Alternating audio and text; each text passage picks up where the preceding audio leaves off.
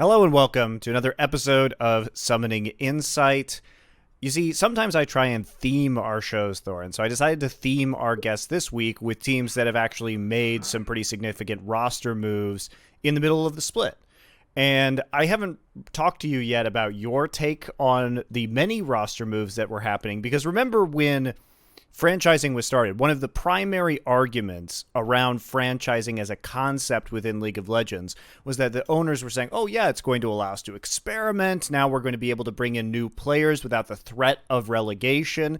And for many years, the last 3 years, it didn't really look like they were doing any of that. But all of a sudden in this split, we've seen significantly more movement in terms of teams attempting to bring in these players from the bottom of, from their challenger rosters.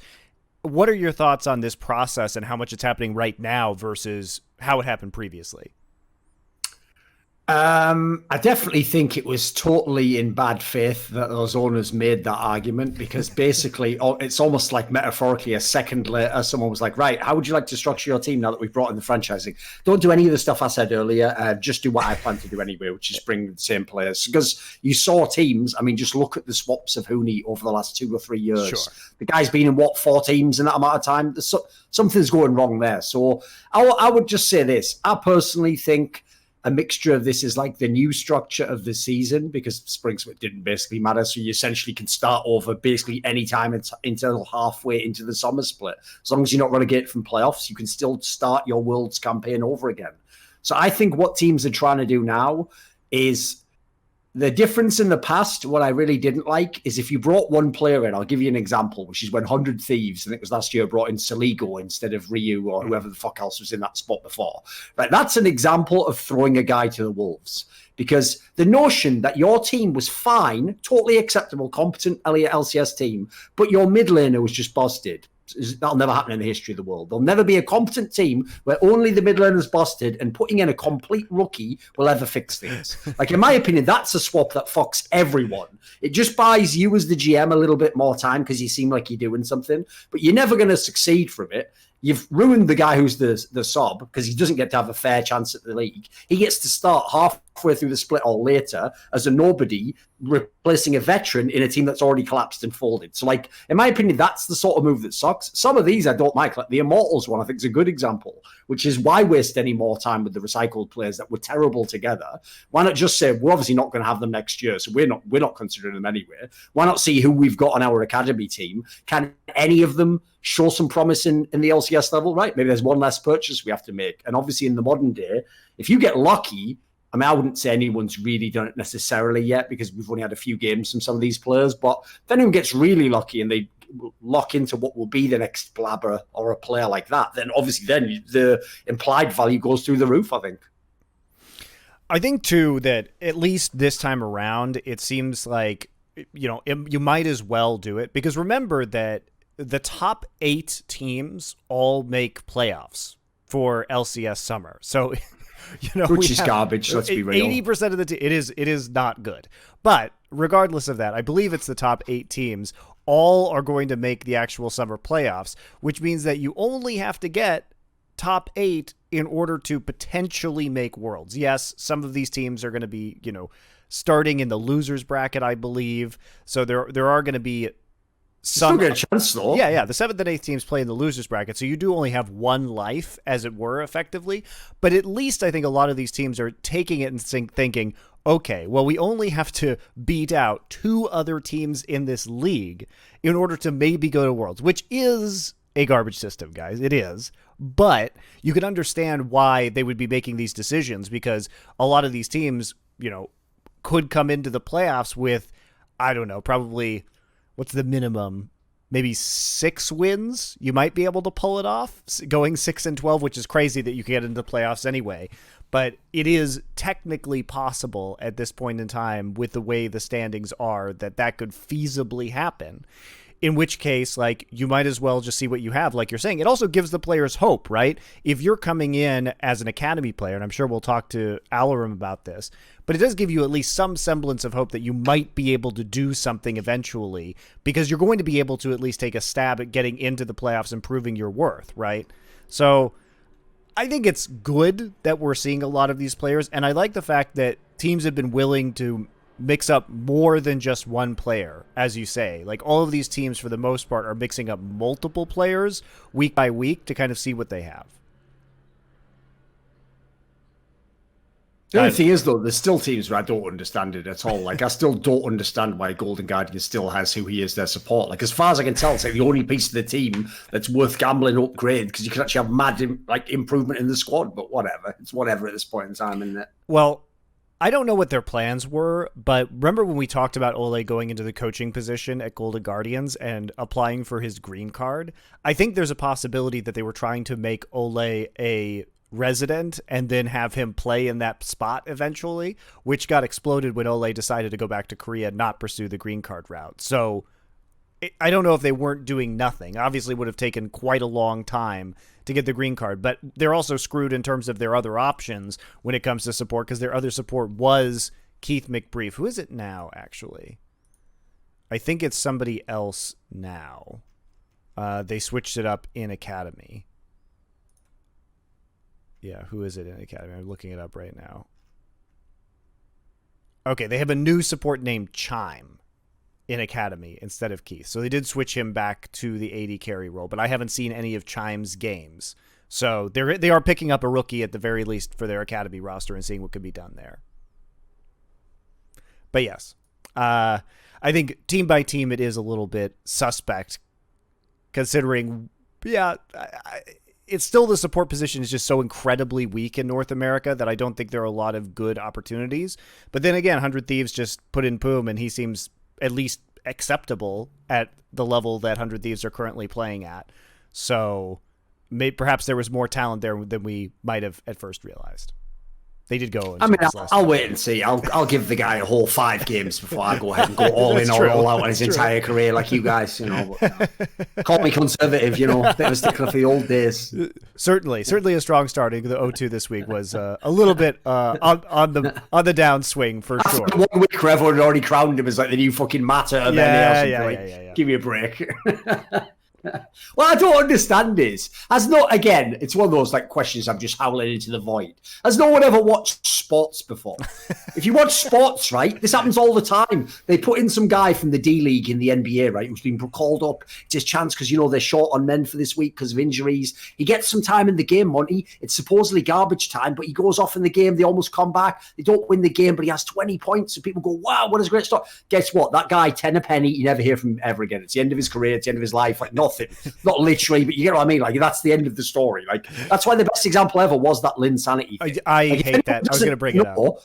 That was literally something where I'm not joking. I was watching the whole thing and having people who didn't know basketball asking me, like, is this guy like the next shit? And I was like, no, he's definitely going to be done. Like, the only reason they even put him in that team, if people don't know, is because Carmelo Anthony was out of the squad at the time. So they basically just sort of said, like, just run loose with it, do whatever the fuck you want. That was the most obvious example of something that was never going to last ever. And it didn't, unsurprisingly. Like, he was just a bench player the rest of his career, pretty much. I actually legitimately hate that ever happened, and I think it's one of the most egregious breaches across an industry of like sports journalism that I've ever seen. It's the moment when like the bottom completely fell out of sports journalism. It's one thing if you just exaggerate something. They just created a fake story, basically. Yes. It was crazy. It was really mental. I was so appalled by the actual effect of that and the amount to which everyone just swallowed that hook, line, and sinker. Everyone just wanted it to be real. Yeah, it was like it's because it was also, let's be real, it was like a movie type storyline. So it was also the New York media market. They were just going in on the narrative, though. Like I think half of those people cynically must have known it wasn't real. Come on. Yeah, I just think like that whole story. I mean, the other one that I can think of that was a topic we could get into here, though, because here's one of the problems, right? Everyone knows the really negative version of if you bring in the rookie guy or the guy from Academy or a sub in LCS, right? The really negative version is what happened to the Golden Glues of yesteryear. You get brought in to a failing team, usually not even like fair. Like if you get brought in like 5 weeks before the end of the whole season, that's not fair. Like you haven't even had the chance to prepare. You're playing against people who've played all year long in real teams with professional careers. So it's already totally unfair. But the problem is if you play bad, It's over. You'll just be done at that point in time. Like, no one will ever want to touch you again. Then, what people don't talk about, though, is the positive version, which we're talking about now. Because if you notice, right, when you get brought in as the Sarbama, a rookie guy, if you're lucky, people have no expectations. Like in some of these teams, like Immortals is a great example. The team was so bad, you almost can't do badly. Like even if you did badly, they'd go, well, the team before was bad. So what happens is the opposite effect. As long as you're just like, hey, it wasn't terrible, that becomes like good. That suddenly translates to like, you're good. Like, you know what I mean? Like they'll just be like, well, it wasn't as bad as you'd expect, which is like the Destiny line I have from Europe. It's like, if people are just saying you don't suck as much as they thought, it's not really a compliment, is it? Like, so in these scenarios, like you mentioned the 100 Thieves, like Soligo switch last year, do you just ride on with the current roster until the end? That's what you would do instead of switching it in? Because you're right. I mean, some of these people... You paid those players to play for your team. You believed they were good enough to play for your team. Why would you give up? There's only 18 games to play. Why would you give up after like 5? I don't get it. At that point in time, I wasn't joking when I said that on Twitter, by the way.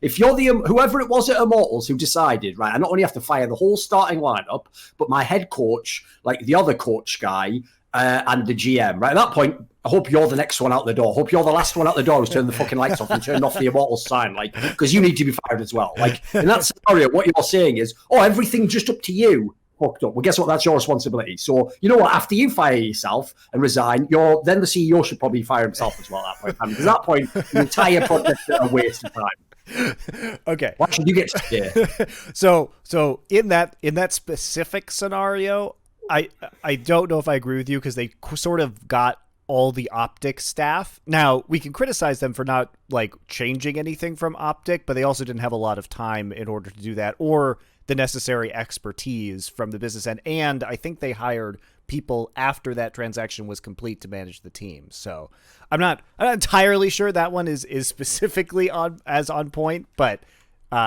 yes, I think generally speaking, there is some level of accountability there, at least in terms of due diligence of the former Optic staff. All right. Do you want to... Let's take a little break. Let's get Allorim on so we can actually start talking about this from his perspective, and we'll see you guys in a very short amount of time.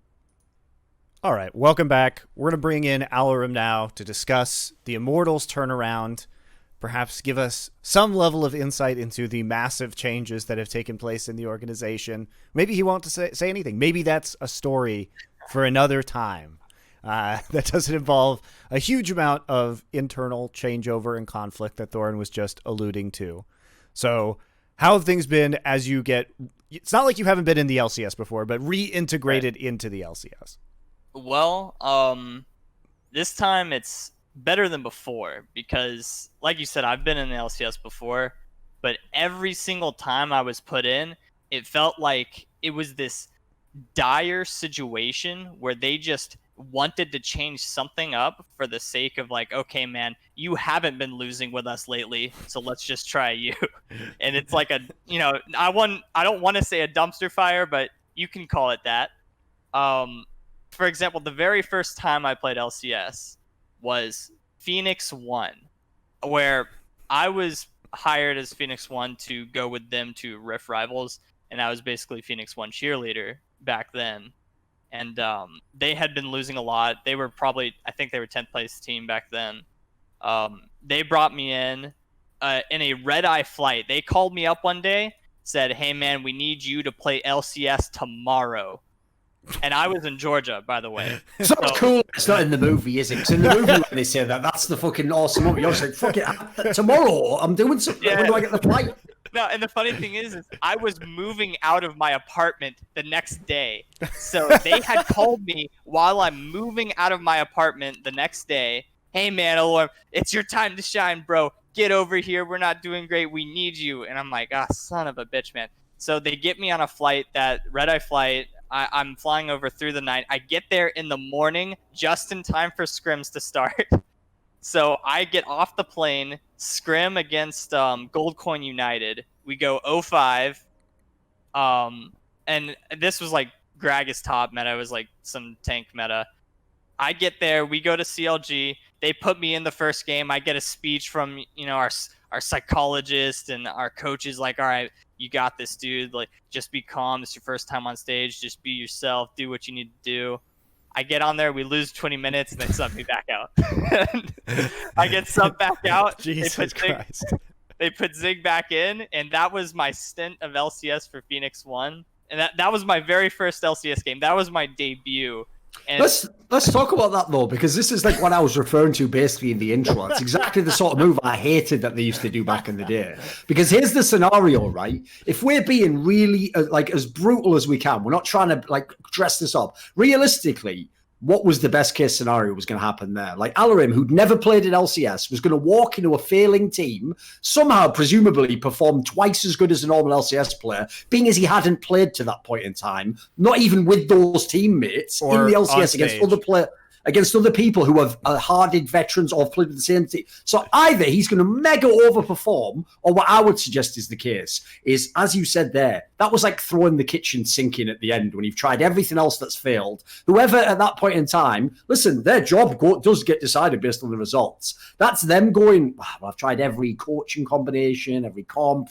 Fuck it, just throw the other guy in, throw someone else in. And not only, because as you said there, like, the dirty part there to me, mate, is it's one thing if they brought you in and you lost the game and they were like, right, well, for game 2, they should be straight back out. Like, that's almost like you were there in like some World Wrestling Federation scenario to put the other guy back over again. Like, your job was to suck so bad that they were like, should we have that guy back again? Oh, he's back. At least it's the real. That's so brutal, though. Like, that's actually so cynical a move to me, because like I say, what was the best case scenario? You weren't just going to carry the whole game 1v9. Well, you know what's even crazier is when they subbed me in, they had also subbed in Pyrian when Ryu had been playing the entire split. Oh, God. Basically, it was me, Pyrian, Mike Young, X Special, and Arrow.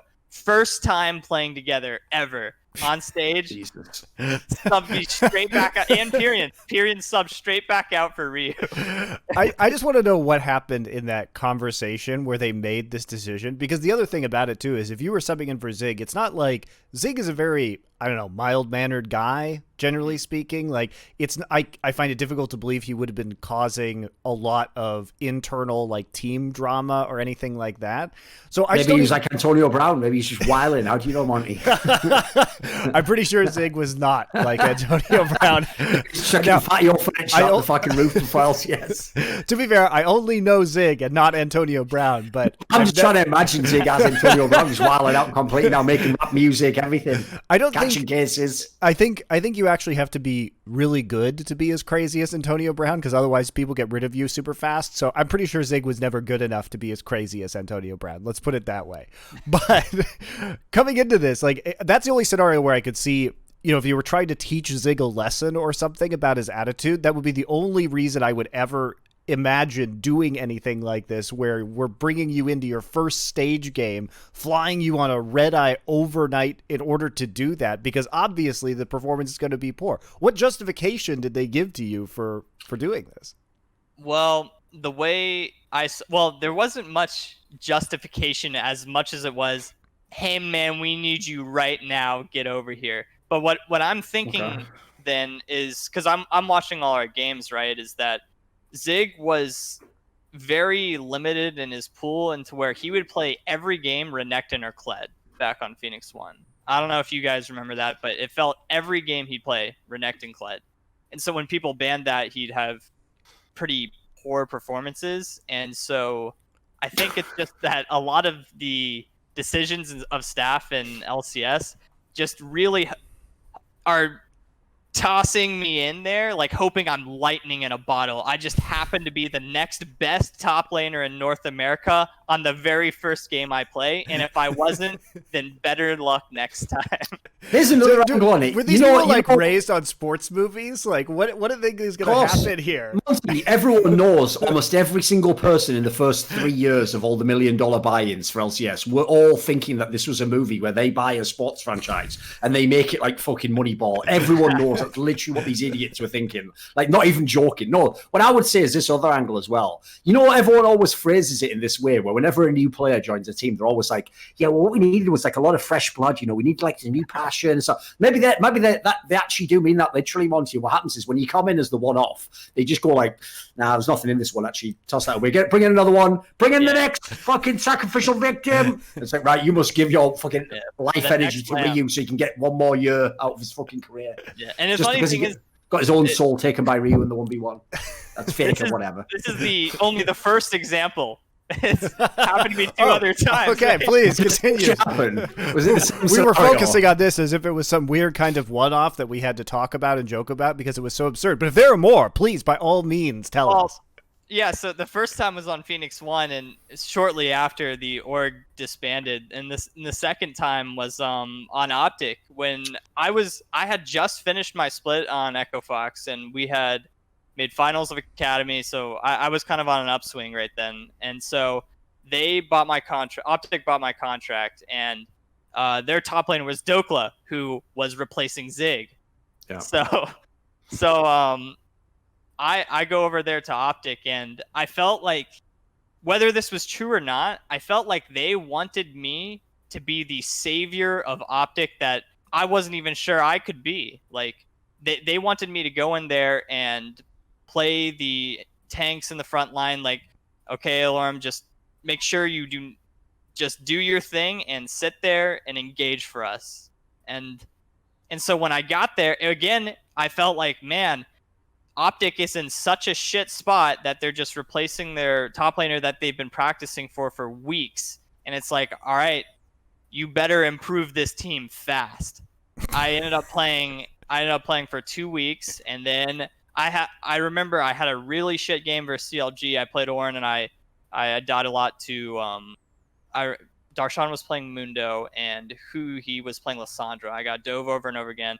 It was like one of the worst games of my career at that point, including the Academy games. And after that game, I got a talking to, like, you didn't do well today, and you need to pick it up. And the next game we lost 100 Thieves, and someday I laned okay versus someday, but we didn't win. We didn't do that well. It's just, all right, you tried. I remember I even specifically got told that I didn't have the fire that I had in me in the first week or something like that, which, I just had bad games, right? It's a fucking character from Game of Thrones or something. What are they telling you that for? The thing is, and it's got me in this mindset where it's like, well, fuck, I better not have bad games anymore. Like,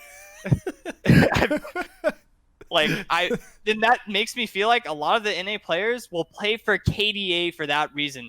Thank God, like, you can lose the game, but if you're KDA, you're 1-0-2. Whew.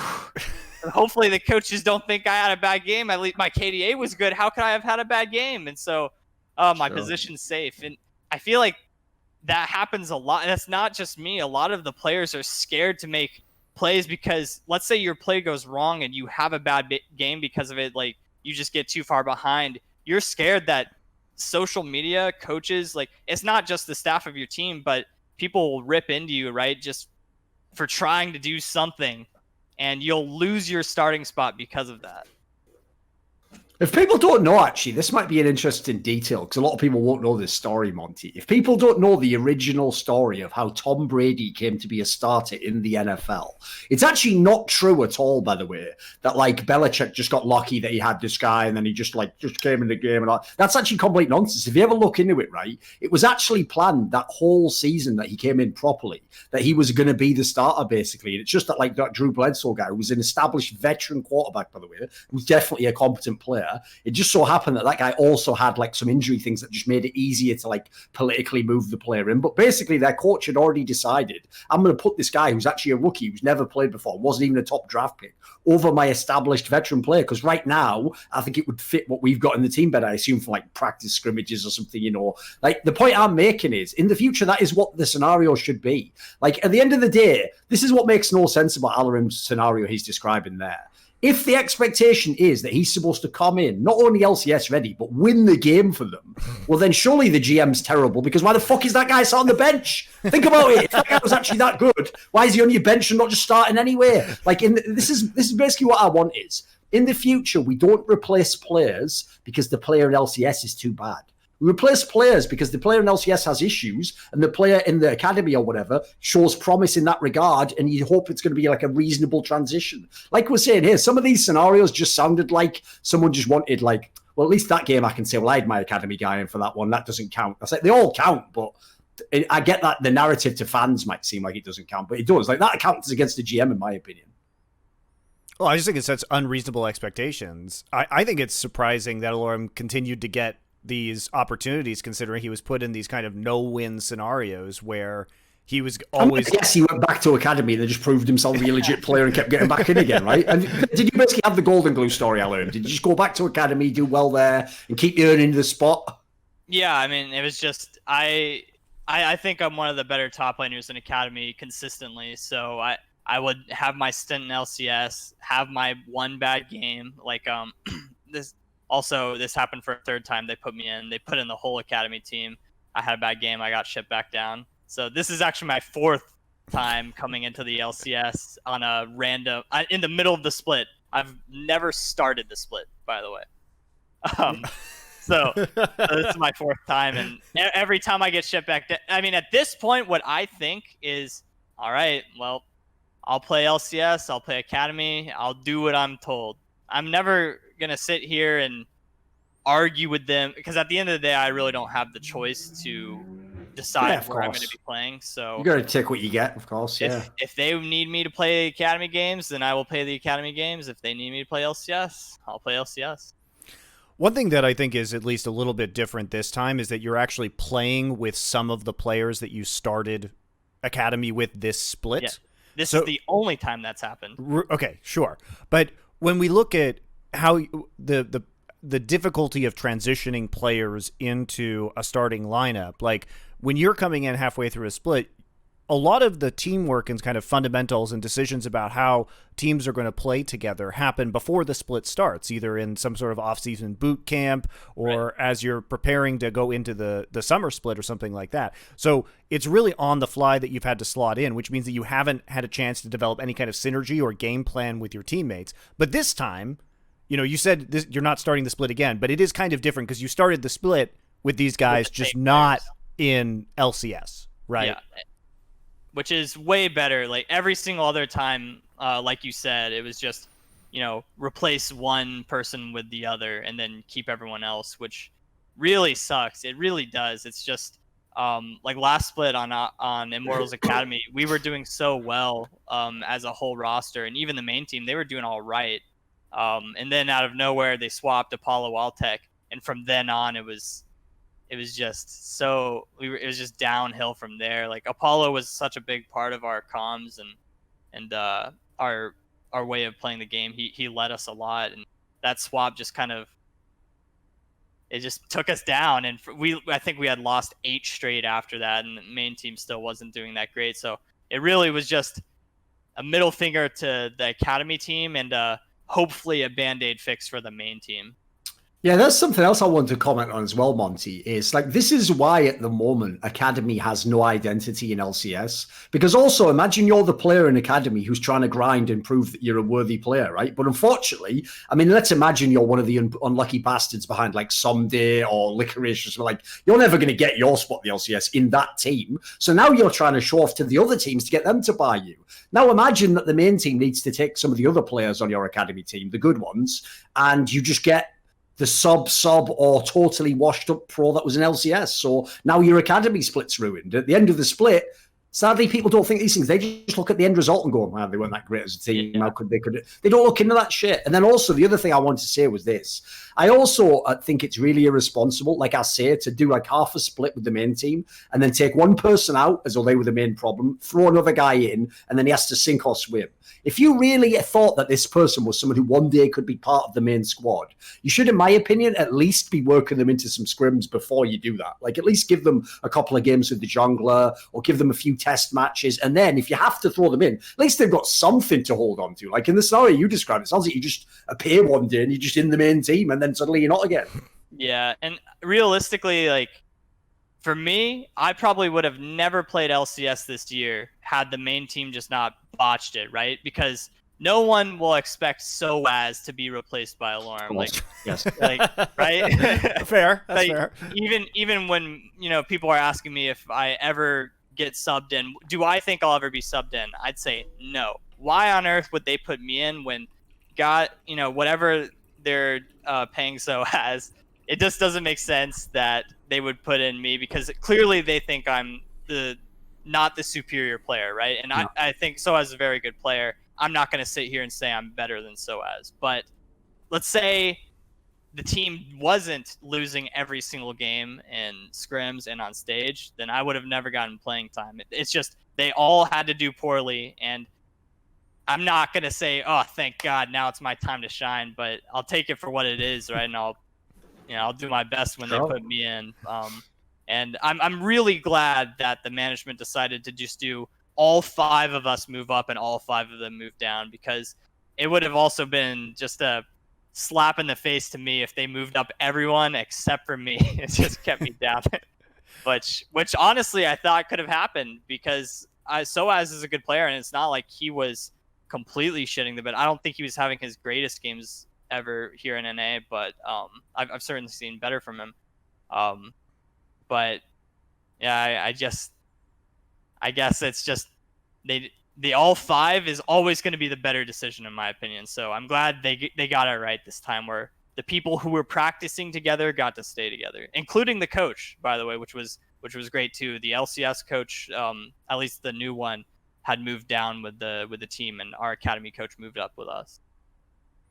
So what was your relationship like before this swap happened with the main roster? Were you ever scrimming them? Were you interacting with them on a consistent basis? Because it's surprising to me that you guys have looked like a significantly better team than the core LCS roster, but I would have assumed that the first step to this swap would have been to have you guys play against each other and see what the results are. Right. So we internally scrimmed for maybe 2 weeks before the season started, and that's how the rosters got to what they were. A lot of people will question why Xmithy was out for Potluck, and why Gate and Altec were in for Apollo Hakuo. That was the biggest things on people's mind. Like, Sure. Why on earth would you ever do that? People, Xmithy's North America's sweetheart jungle. So when they take him out, it's like, why for a rookie when Xmithy's proved himself to have, he's gotten many titles and he's a good player. The reason why that happened is because in internal scrims, Potluck was just playing better. It was a lot of games where Potluck was very far ahead in the jungle and he was playing well. And people were just like knocking Potluck. Oh man, look how he's playing on stage.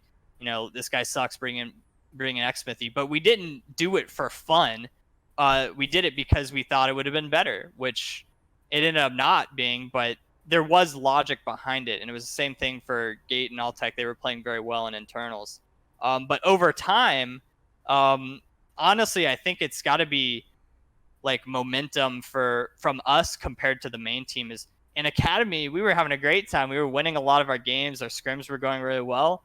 But on the main team, I'm roommates with Gate, so we talk to each other after scrims and discuss how things go. And they're catching L's all over the place. Like, they can't stop catching the L's. And so the motivation and the morale of the team, I think, comes into play here, where they are so bummed, where they start getting behind. I've been there before too. I've been on Team Gates, huge losing team.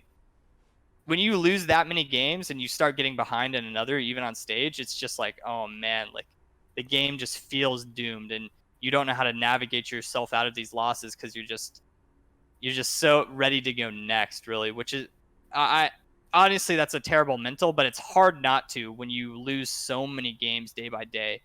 Because I do think the main team that we had earlier on were capable of winning games. They were beating us in internals at the beginning, and until a few weeks later, where we started winning the majority of the games. And as for our relationship between the two, it was pretty much just internal scrims. Like, to be honest, I very, very rarely talked to Soaz.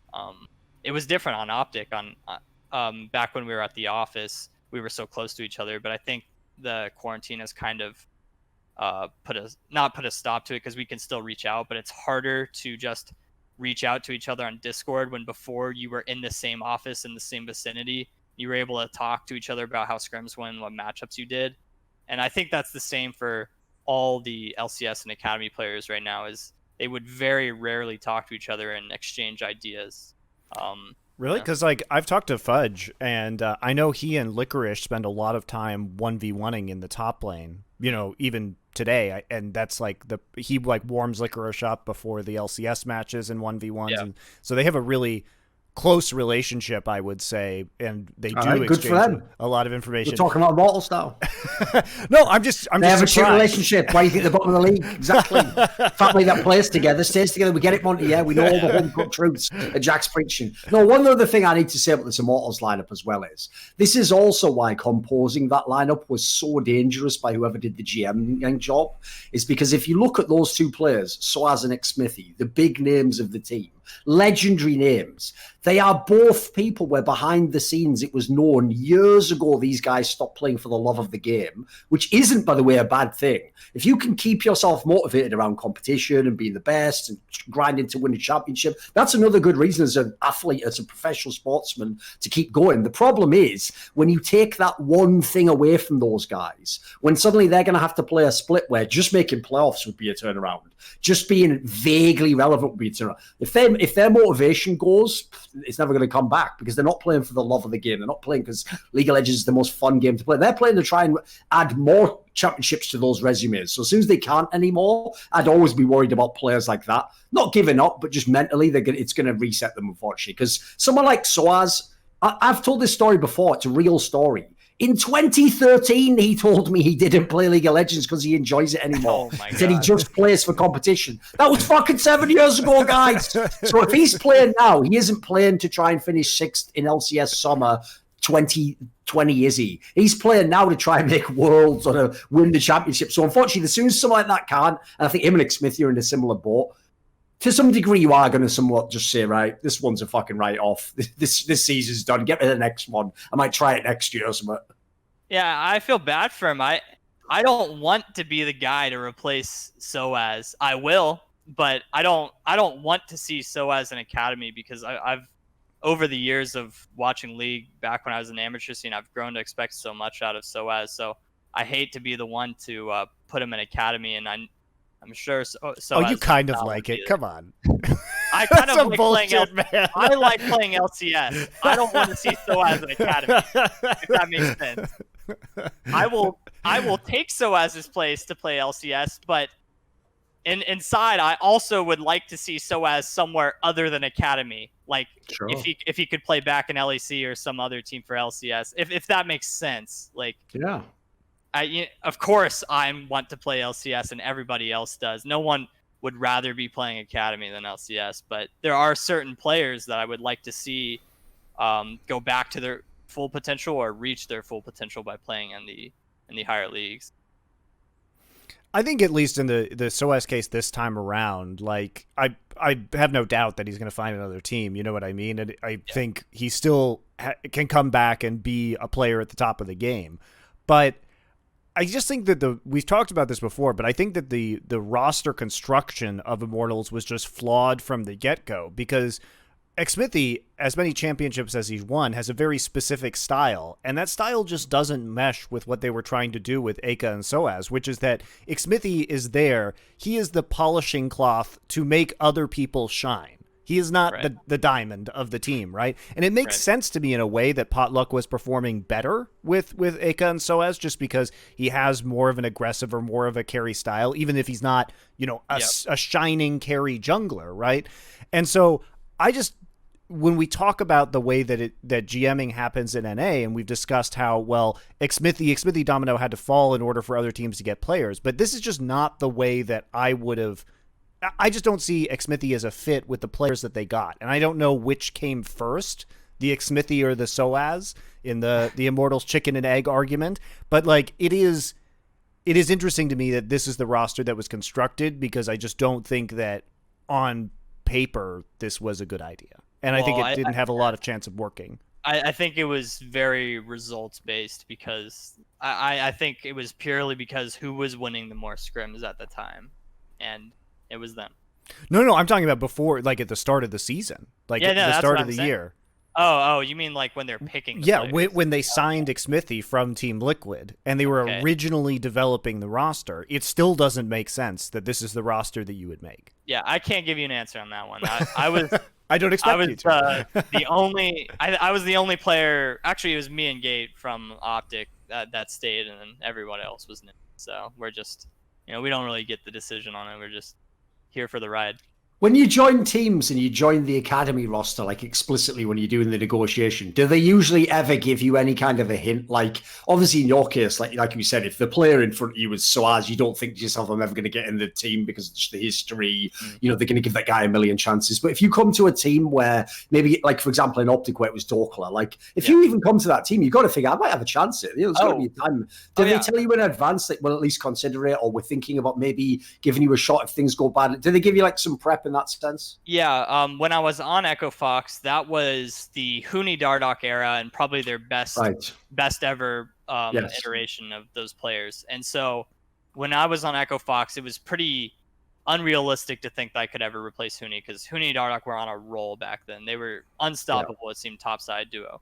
And so when Optic contacted me, pretty much everyone, the Echo Fox GM and the Optic GM was like, you have a way better chance of playing an LCS here at Optic, and you know, this is what we'll sign you for. And I pretty much agreed right away, because like you said, there's some players that are hard to replace. So with Dokla being on there, and he was obviously not doing great, especially in a tank meta where he wasn't shining, and that's where I was better at. They had just wanted to use since I was better at tanks than Dokla, that was a real chance where I could have been subbed in. And even throughout the course of Optic, whether they were playing me or Dokla, I always felt like I could overtake Dokla's spot at any point in time. It's all right though, Monty. At least TSM finally, you know, saw better and decided to bring in one of their subs. You know, so essentially what we're supposed to believe, let's just pause for a second and take stock of where we are as a society. We're just supposed to believe that the last, 5 supports for TSM, the last, 6, 7, 8 supports for junglers, they were all the problem. It was never TSM the org, it was never Reginald the owner, it was never Path the GM, it was never Lena the president, it was never any of those people. It was about 15 different people who just couldn't get their shit together and learn 2 roles. And as a result, TSM, quite frankly, has been put out of pocket, out of time, and has been mistreated by these so-called pro players. And now they're going to have to try yet another person. Also, that next year, when Team Liquid or someone puts them in the team and actually shows they're competent, they don't look like bumbling fools. Well, Thorin, let me do you one better. Think about this scenario for a second. Remember how Xmithy was supposedly... Didn't put on too thick-headed out when I was doing that. One aspect of this is Xmithy, by the way, who we know TSM wanted prior to the start of the spring split. Well, where was he? Oh, yeah, he was in Academy at the start of Summer Split. I wonder if Xmithy was available to TSM at any point in time between Spring and Summer Split when they were changing out their jungler. When I was watching Double F streams, so maybe he was, maybe he wasn't. You know, who knows? It's a bit subtle, that one. Keep going. So what's wild to me is that the Spica choice was made presumably over the Xmithy choice. And we know that TSM isn't shy about spending money because they bought out Doublelift's contract and immediately gave him an extension because his contract was over in November of this year. So I'm just curious why you wouldn't actually pick up Xmithy, who actually seems to have a better style to suit TSM, considering that Bjergsen has actually been performing very well so far. Can't this off your nose despite your face. There's a lot of classic reasons why I'd say Monty. And by the way, with Treatz at least, I think the jury's still out on Treatz. I think Treatz has been performing okay. I mean, he is not winning games, but he's not losing them the games either. And I think we do need a little bit more information. But the player that I'm pretty sure we don't need more information on right now is Spica, who has been really bad. Like, it just hasn't worked, you know. Yeah, it just hasn't worked. End of story. You know, I wonder about him in the same way that I was wondering about Ryoma last split, and to an extent this split as well, where he just doesn't seem to know where to be on the map or where is safe. Like, Ryoma would just leave mid lane and just get exploded because he had no macro sense. And I just watched Spica wander into the enemy jungle and just commit suicide over and over and over again. And I wonder what's going on here, or when he's going to get some semblance of map awareness. Isn't this a common trend of TSM junglers though? Like every single TSM jungler ends up looking horrible. Sure, but they look horrible in their own unique ways. Oh, okay, right. Okay. You know, sometimes they just play passively and stand in bushes around mid lane and do nothing and just provide vision. See, the thing about Spica is that he is actually a gold delivery system to the enemy team. He's like a courier. He's like a courier in Dota. So yeah, he's just he's bringing in new mechanics. He's a courier for the other team, where he's like, "Hey, other team, would you like some items? Here you go. I'm bringing them to you. Don't worry, don't worry about it. You won't have far to go to pick up this money." But this is the scenario that we're looking at right now with Spica. It's a unique problem, but yes, he has been not good, and I wonder where they're going with this. If anywhere, I wonder who is their academy jungler right now. I don't even know. Winston. Okay, I know nothing about this player. Please enlighten me. He was Winston was his name on the ladder was Julius before. He was a collegiate player, and he doesn't really have any notable achievements other than being high just challenger jungler. So I can't really give you a history about him. It's just challenger jungler. Why does he pick the first names of like 1980s British men as his IDs? That's a great question. Okay. I actually don't know if his name is Winston. Well, he said it was Julius before. So anyway, yeah. I don't know where they're going with this. They're still winning games, I guess. They're technically in third place, but they haven't looked amazing doing it. Although, to be fair, nobody really looks amazing in the LCS right now. Yeah, they lost to Immortals. How can they be good? You're onto something there. He knows. Trash talk, by the way. I've always told people this. If you're looking at a known player, the way you trash talk is you do like self-deprecating humor. Like, for example, if I were you and I won a game and they interviewed me, and if they said something like, "Was the game hard?" You'd be like, "Nah, I usually play about his kind of level in academy." Actually, that's how you do trash talk. Because then they can't diss you. You're saying I am academy level, but it's like great trash talk for the other guy. Yeah, I'm just saying we're not good. They're just bad. Exactly. There you go. With Treatz, one thing that he was saying, and he was very vocal about this, was that he felt that academy players weren't getting the fair shake in the LCS, or that players were being left in the LCS for too long. Considering the results of some of these teams, and your team in particular, which was, an academy, a challenger player level, a challenger level team, do you think this is true? Do you think there's truth in what Treatz was saying? Given that we've seen so many of these swaps right now, and for the most part, I would say they've made teams better. Yeah, I do think like the gap between academy teams, at least like before there was a gap, I could remember because I played in academy from the very beginning, and at the very beginning there was a very clear gap between academy teams and LCS teams, and macro and micro really. But as the years have gone on, I think there is way less and less of a gap. And I mean, you hear stories nowadays that like the good academy teams win scrims against the LCS teams. Oh yeah, right? I think that's. I don't know if that's true. I can't fact check it, but I would not be surprised if it was, and I'd be shocked if it wasn't true, really, because some of the academy teams are good. They're really good players in academy, and it's funny because Treatz was talking about how there should be like a tournament between the top academy teams and just put in some LCS teams, and he was saying that the LCS players were scared to let that happen because it would expose them, right? And that how good the academy players were, and that they would take their spot. I could believe it totally. Yeah, I think there's some truth to that.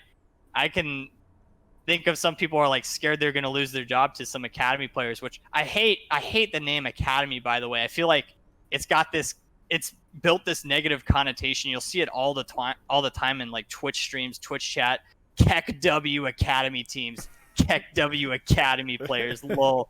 And it doesn't make any sense to me because some of these academy players are better than the LCS players, and they would shit on your favorite LCS player.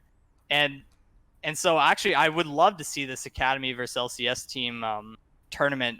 It would be like I guess in between splits, sometime in the off season would be. Also, the name is just trash, isn't it? Like, if we call it academy, right, it implies that you're part of a process which you're being developed through, where eventually you'll be a real player. How could, like, Don't Mash Me years ago be an academy player? A guy who played in, like, fucking pre-LCS. How could Zig, the player we were talking about before, a guy who was playing, like, 1 second after Mark Merrill made the fucking game or something? Like, how can these people be on your academy team behind someone like Licorice, who's already came into the league a few years back? What also tilts me about the name is it makes it sound like some fucking like anime weeb shit where it's just like or some school children in academy. Well, that's what I'm saying. It's like a high school anime, which I mean, it just sounds completely horrible. It doesn't give you really any sense, especially with the people who are in it. A lot of, if I talk about some of the people who have been in academy, it's like watching some like 23-year-old in high school who has like failed to pass his senior year like 8 times in a row, and they're still just sitting there not being able to graduate. So first off, it's just like it's supposed to have this sense of movement, like upward movement or education, but in a way it's just it's sort of become like the flunked LCS players, like, you know what, I'm just going to say high it right school. now. Here's what academy is. Academy is when you make a deck in a game like Magic the Gathering or whatever, if you're a little kid, Pokemon or something, right? Obviously, you can't just have only the best fucking monsters and characters, can you? You have to fill out some with some basic ones. That's what the academy players are. If you need to, you bring this shit out and you use it. If you can, you're trying to get like your fucking, I don't know, Charizard or whatever out. You don't want to just bring out some basic Pokemon, but you have to at some point in the game. So that's my point. No, the problem I have is this as a general approach. Is like at the moment, I do think like it is completely lost as a premise, is academy, because you can't compare it to the European national leagues because they're so much more vibrant. They're just naturally, you can see players going up and down between them. And crucially, as you pointed out, essentially there, because they have the EU Masters, a tournament where they all the cream of the ERLs play each other. That becomes an obvious place people look at to scout the next talent to see who's going to be good. And actually they get to see, oh, wait, he's playing with a guy who was an LEC against a guy who was a try. They can get a sense for like roughly where these people are at, whereas there is no equivalent for academy. Like when you say that like there's some of the players in the bottom LCS teams would be afraid, they should be, dude, because I can tell you what, from watching lots of different esports over the years, probably the weirdest part is when people try to use what's called like transitive maths or like logic, where they say if A beat B, then A would beat C, whereas like that doesn't necessarily work, sometimes matchups are different, etc. In that sense, right, the area where people are always lost at is when there's levels. So they would think, as we're talking out here, like, well, LCS, doesn't matter if they're the worst team in LCS, they'll still be better than these teams in Academy. No, that's not a given. And I can tell you in Counter-Strike, a scene where it's a wide open scene, we have had that happen many times. Like the teams that like say, let's say like in Counter-Strike, obviously there's no regions, it's just the whole world. Let's say you're like a top 15 ranked team and we have a massive LAN tournament with like 16 teams there, right? You might get into that, you might scrape into that and you'll be one of the worst teams there. Maybe you go out first round or something, but you play like a better team, you play the fourth best team close in a loss. You might go home and go, well, whatever, we're that far from being at their level, would be good. But when those teams then go to a tournament where they're the best team, they're like number one ranked team, but then the other teams are like the 32nd best team, the 40th best team, the 25th best team. Dude, you wouldn't believe how rarely that team that's the high ranked one wins the tournament. It almost never happens. Like what you actually find is, no, you can't take the bottom grade of the top level and know that they would be better than the one below them. Actually, you wouldn't. Like, for example, one of the reasons why is maybe there's just a whole bunch of players who never had their chance in LCS. Maybe there's a whole team, like obviously Cloud9's years ago would have matched this. Maybe we don't know it, but there's 3 or 4 players who together are good enough that if you let their whole team play, I mean, listen, Europe was the best example for this because when we had promotion relegation in Europe, I think every single year except maybe one, someone got promoted or relegated. Always used to happen. So the point, what we used to always say in Europe is, that actually allowed us in Europe to like navigate around people who are arseholes, because one of the most famous examples is actually Jizuki. Supposedly the reason no one ever wanted to pick this guy up because he just flamed them too much in solo queue. It was nothing to do with his skill level. Like if he'd have just shut his mouth, he'd have been in LEC like 2 years earlier. But the point is, if he can just literally come up with a team and then just beat you in the promotion match, he doesn't have to convince anyone he's a cool guy. He can just force his way in through the door. Whereas what I worry about now with LCS is how does like a talent get his chance in LCS now? He needs some overrated fuck like Hooney to shit the bed 8 games in a row, and then he gets one game, like a pity game, thrown off, which, by the way, his own GM's using as an extra get-out-of-jail-free card so that he doesn't get fired. Like, that's just fucked. I don't want to... That's no system. That's no way to develop talent. It isn't. It's actually just sacrificing talent to make up for your past mistakes, basically. It happens a lot. Like, I don't know if you guys watch the CLG games, but Deus was in for 2 games, and then here Ruin's back. And the thing, I didn't think Deus played that bad. Like, Deus played all right. He could have played better, but I don't know the inner workings of CLG. I don't know the reasoning why they swapped it back, but that was such a short stunt. Like, why? Why 1 week? Couldn't it be a little more than that? Right, I've got a really stupid suggestion, but it's funny, so I'm going to say it. Here's my suggestion if I ran a team, right? If we get halfway through the split and things are going bad, Monty, like we're looking now, like we're not even tracking to make the playoffs. It's going to be hard, and that's hard because in LCS now, even actually 2 teams in the top of Academy make LCS playoffs this split, but somehow we're going to fail to do it anyway. It's a joke there, right? So what we do is this. I don't just bring in one player like this and fuck them over. Halfway through, I just announce the Thunderdome. I'm like, right, bring the teams in. Right, LCS team, that you're going to play a best of 5 set now. The winner is the LCS team for next split. Oh my god! And then she's like, whoa, wait a minute, boss. Chief, no, shut up. Game starts now. We play the matches. At the end, I don't care even if I've got fucking Faker on the main team. If they lose, I'm like, Faker, pack your shit up, get out. Golden Glue, you're in for the rest of the split. He comes back in. And then, listen, next split, there'll be another chance. There'll be another Thunderdome. If the Academy team wins, they get another split. And listen, I'm going to ruin my own team this week. I'll never win anything. But just the harshness of it is what appeals to me, Monty.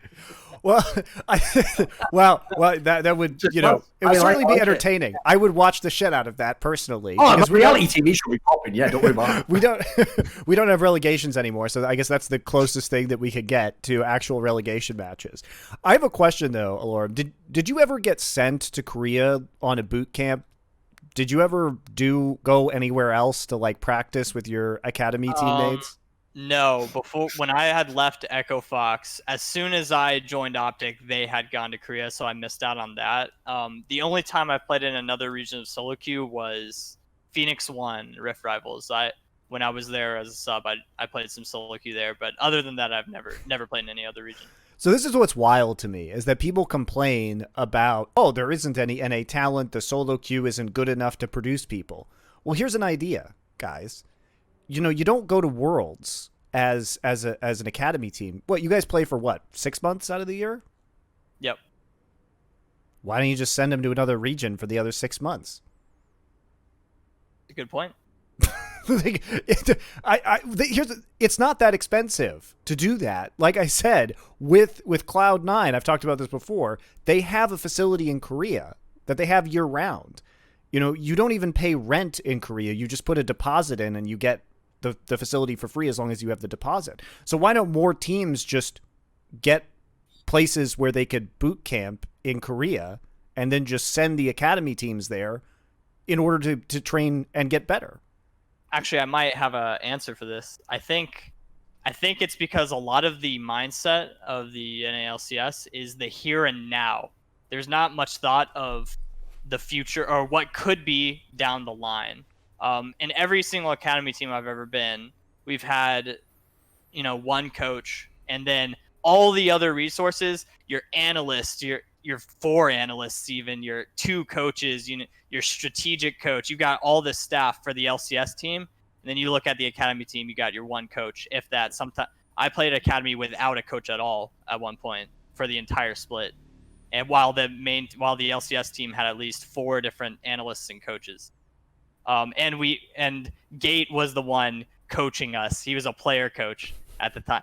So I think very few LCS teams look at the future of what their academy team can produce and only what will make our results better in the LCS right now. And if it doesn't work, then what's the next thing that can make our results better right now? See, the problem is, Monty, it's all those people like Weldon who came in and brought all their like sports psychology training thinking. There's also just a bunch of fucking Eckhart Tolles out there. Like, the present is the only moment that exists. No, but I'm talking about how do you develop these players in the future? The future is but a spectre that hangs over mankind, haunting his imagination. Like, well, I know that, Eckhart, but I'm talking about, what if I sent these guys to Korea? why would we send anyone anywhere? Aren't we always where we need to be if we look into like? So you're saying Buddhism? Right, well then, I'll see you later, mate. See you in the playoffs, mate. Buddhism ruined the LCS. Exactly. Presence of mind. They've taken it too far. No ambition left, I guess. No, he's a jungler and married now. Yeah, I can just imagine that a lot of the LCS teams like bear at least the upper management, like let's say it's just some general manager. He's probably only thinking about the LCS team and then leaves the decisions to the academy team to like the coach or something. Like, hey, what do you want to do with these players? Whatever you want, sure. As far as I can tell, they put more thought into like what fucking meal they're gonna have if they win the best of one at the end of the week. Oh, Chipotle again, guys! Like the amount of thought that's going into this is blowing my mind. Like, you know, maybe just stick to fucking normal food and just win the game. Yeah, Thorin's like, work team obviously just be on gruel until you win Worlds in my team. Like, we're not getting any Chipotle until you at least fucking do something. Results. Yeah, you're just the lower class citizen here on Academy. Yeah, exactly. That's the way it is. Even do you actually have, by the way, like, is your coach in Academy? Was that like a known person who's like been in the? Who did you have? Who was your coach? Coobs. Oh, Cobbs, the old guy from back in the day. Yeah. He was our coach on Optic, and our coach on Equifox was Peter Zhang. Right. Okay. So yeah, you know they're known people. I wouldn't say every Academy team has a coach that's that has had a presence in esports, but at least in my experience, I did. Shall we chat about some teams now? Because we keep having these upsets coming in, and we should, I think, talk about Cloud9 and Team Liquid's performance at least a little bit. Tell you what, mate, I have never seen a team with a record like Team Liquid's get as little credit for it, like maybe ever. Like, you are aware, guys, they are 10-2. People are talking like they're like one game over 500 and they're lucky to be at that. Like, what is it? What is going on? Like, do you have to stomp every game in 20 minutes to get any credit now, Monty? So this team's most polished the whole split. I think that they've had some really close and very long games that I think arguably they should have lost. I think one was against us. Yeah, exactly. I think that probably at worst, though, even if everything didn't fall their way, which it does seem to have fallen very favorably, like the chips fell very favorably for them in a lot of these games. I think probably at worst they're like 8-4, honestly. So you know what you call a team that keeps getting lucky over and over again in most of the game? Good team. The answer's good team. If you are that point, yeah. Look, I share that for you eventually. You know.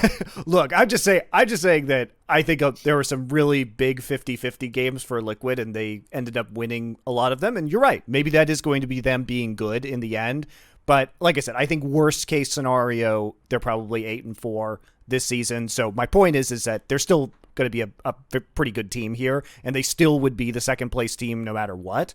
I think that if we look at their individual performances, I think Core and Jensen have been playing extremely well recently overall, and they've been the main carries. I think Brox has been... The team looks like they actually play to their strengths now. They actually seem to have a pretty good self-identity as far as I can tell. Yeah, I have to say, like, I don't think Broxa has been the massive change that I think Team Liquid thought he would be, and I think he's been maybe a little bit disappointing, but he's doing his job well enough when it comes to supporting his teammates, and I think that the performance of Jensen and Core has been more than enough to power them to this position, and those two players in particular looking really, really strong right now. Your thoughts, Allorim? When was the last time you played against them? Against TL? It was just a match day. Where we went like 50-minute game. I think it was. Yeah. It's hard to remember. That whole week where we lost to EG and TL when we were like an inch away from victory has blanked my mind. I was so tilted after that week. How could we just lose those games when the win is right in front of us? But yeah, I do agree with you that TL. It's funny that you say that TL should get more credit than they get right now, because it took me until yesterday to go, wait, TL's tied with C9, and everybody in the league jacks off C9 for how good they are, right? And how insane C9 is, unbeatable team. And as we've seen recently, if they make mistakes, they can they can easily fall as the rest of us can. So it's funny to see that TL is actually, I think they're tied for first now, right? Yes. And so, but when I played against TL, our games against TL and C9 were massively different. Against C9, we lost in 20 minutes. Against TL, we had a long banger game that we almost won. So in the eyes of our team, we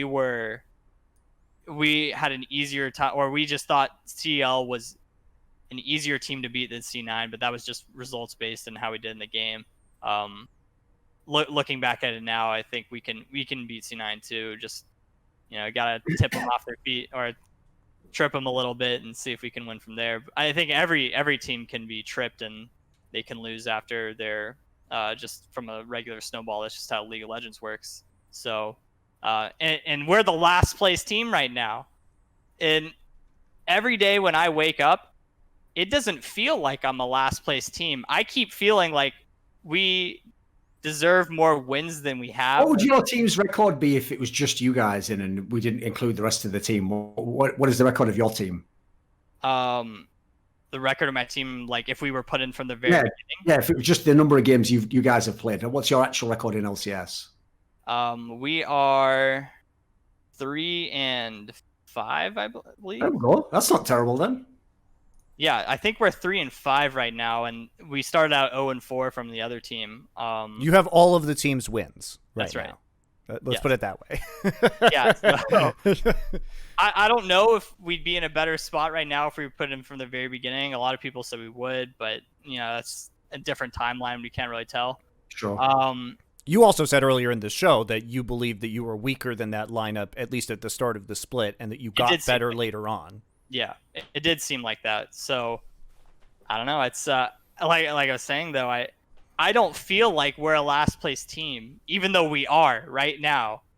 I look back at the games we've had versus the teams that are at the top of the ladder, and we've had very close games, extremely winnable games that are just barely out of reach. We make some stupid mistake, like just some flub happens on the team, something like a silver player could do correctly, and we'll just do some stupid mistake because no one's good or everyone's bad. We're not good. Everyone's just bad. And I look at that and I think even Immortals can take the spot of Worlds for NA as maybe not first place, but I think with the proper play and we can make it too. And if we can beat the top teams, then why couldn't we? And we've shown it. We haven't actually gotten the dub, but we've been there and close to it against these rosters that are supposed to be super teams, right? So, and here's good old little Immortals with their random roster thrown in the middle of the split, trying to make an upset.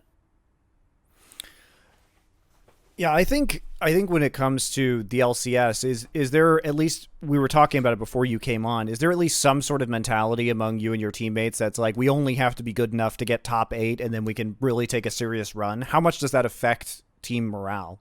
Well, it's just small steps for us. At first, the small step was get a win. And then the next step was get a win versus a team that was better. Like, get a win against a team that has a winning record. And then the next step is maybe make playoffs. And I was listening to you guys, like, top 8 it feels like such a joke, right? We get 8th place and we're the 8th placed playoff team, and the bottom 2 teams must be really bad. Like, I just want to say, like, I think we could do some damage if we make playoffs, if we make top 8. Like, we could do some unique stuff in a best of 5 and not be afraid of just losing these best of 1 games for trying to pull out something new. So I think we could do some damage there, but for us, the goal right now is just to make playoffs. Like, every team will give you the same answer. All we want to do is make playoffs, except for maybe the top teams that they say their goal right now is first or second or something, which realistically we can't even make, right? So the best we can do is say, all right, guys, we're in this shitty spot. We're 3-9 right now. We've got a lot of ground to cover. We started out 0-4 when we weren't even playing. Like, let's just do our best and see if we can make playoffs. And from there, it's just do our best in playoffs. And if we make Worlds, my God, best case scenario, underdog story of the LCS, Immortals 0 wins, new roster, makes a run in playoffs. That would be, just the best case scenario that no one would have expected, but by God, would we love it. I mean, I have seen some evolution in your play recently as well. I think even though you lost the game versus Golden Guardians this last week, that was probably the best you've done while playing from behind. Because my experience with watching you guys is sometimes you get some fantastic leads in the early game and then you struggle to close out the game. Yeah. This time you were actually pretty far behind, and based off of Insanity's Karthus, you were able to, almost come back and win that game. Right. Have you felt that there's been a difference in terms of your macro, in your understanding and your communication in these games? Because even though that was a loss, I thought it was one of your better games, actually.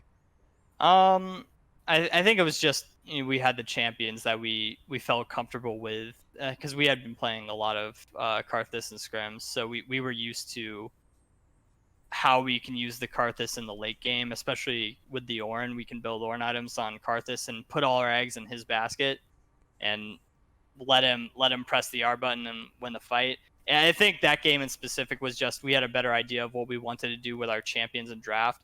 While some of our horrible losses, like against C9 and Dignitas, where we just lost as fast as possible, were drafts that we were not used to, and we just kind of the Dig draft was pretty bad. Yeah, no, we would find ourselves in that draft and go, shit, man, how do we end up here? And we're obviously not going to start the game.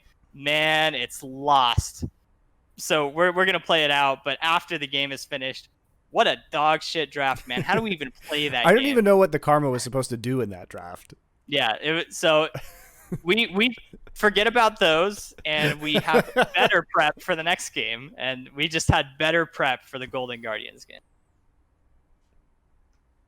I know that's a really basic answer, but that really is all there is to it. Like, if you prep better, shockingly, the game will go better. What are your thoughts on Cloud9 right now? Because they did lose 2 games in a row before bouncing back versus FlyQuest. Say his name. Golden Glue. It was all him on EG. Listen, when I said I thought EG had the Glue. best chance to beat Cloud9, obviously didn't mean with Golden Glue in the fucking mid lane, did I? Like, I'm not going to try and take fake credit for that. And by the way, playing fucking Niski's champion into his motherfucking face. Like, hey, how would you like that? She's my girl now. I love Golden Glue.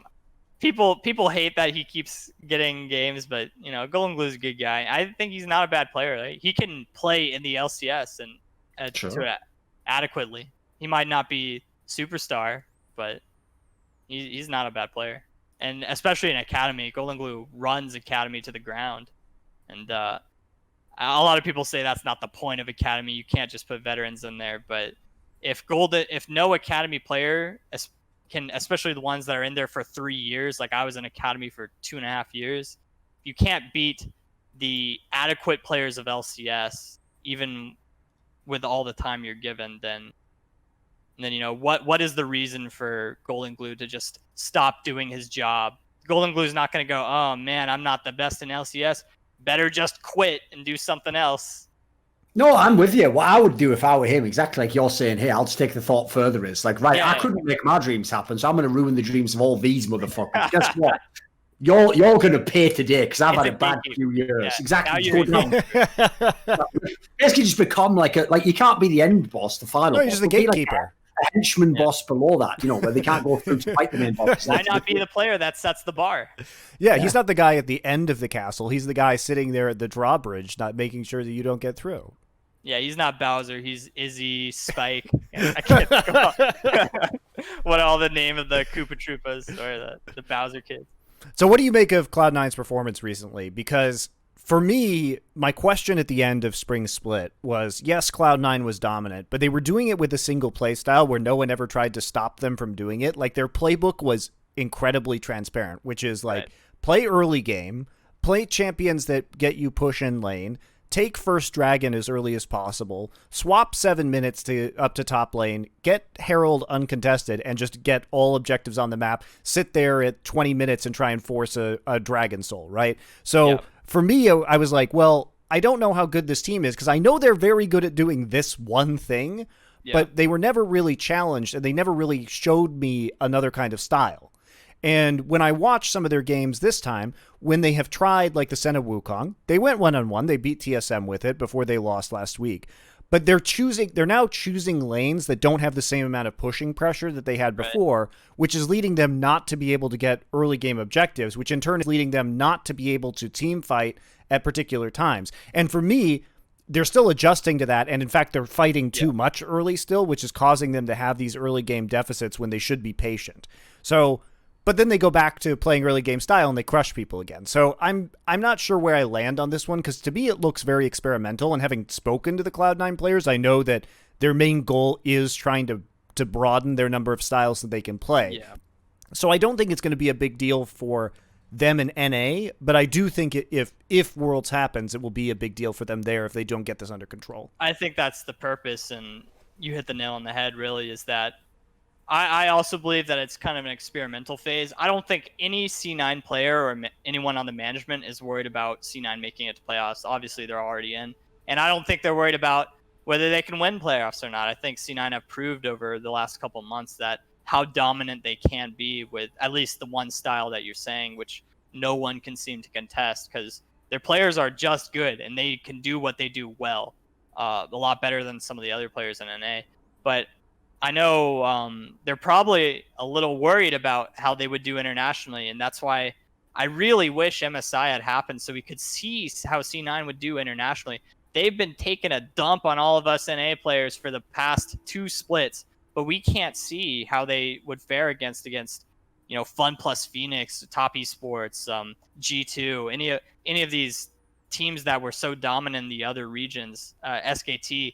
Like, it would have been so great to see if they could match up against those teams because let's say they came back to NA after a great performance at MSI, then at least with the NA teams here losing to C9, we can go, oh, well, these guys were as good as SKT, and that's a really high bar to set ourselves on, so we just have to work our way up to get to that bar.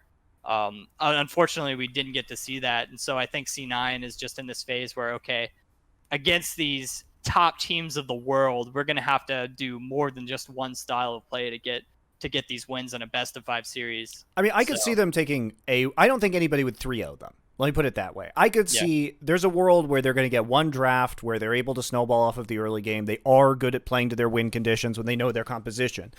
As you say, the problem is the adaptability. And I think like a really good team over a best-of-5 could read them and break them down and force them onto some more uncomfortable picks, or try and match the style that the aggressive style in the early game and, take the 50-50s and win some of those. And then Cloud9 gets in trouble. And for me, it's for me with C9, it's just a lack of patience. Like I look at some of these compositions that they're playing and I know they know how to play them in the late game, but oftentimes they're just too far behind that by that point to win. Without some giant fluke happening.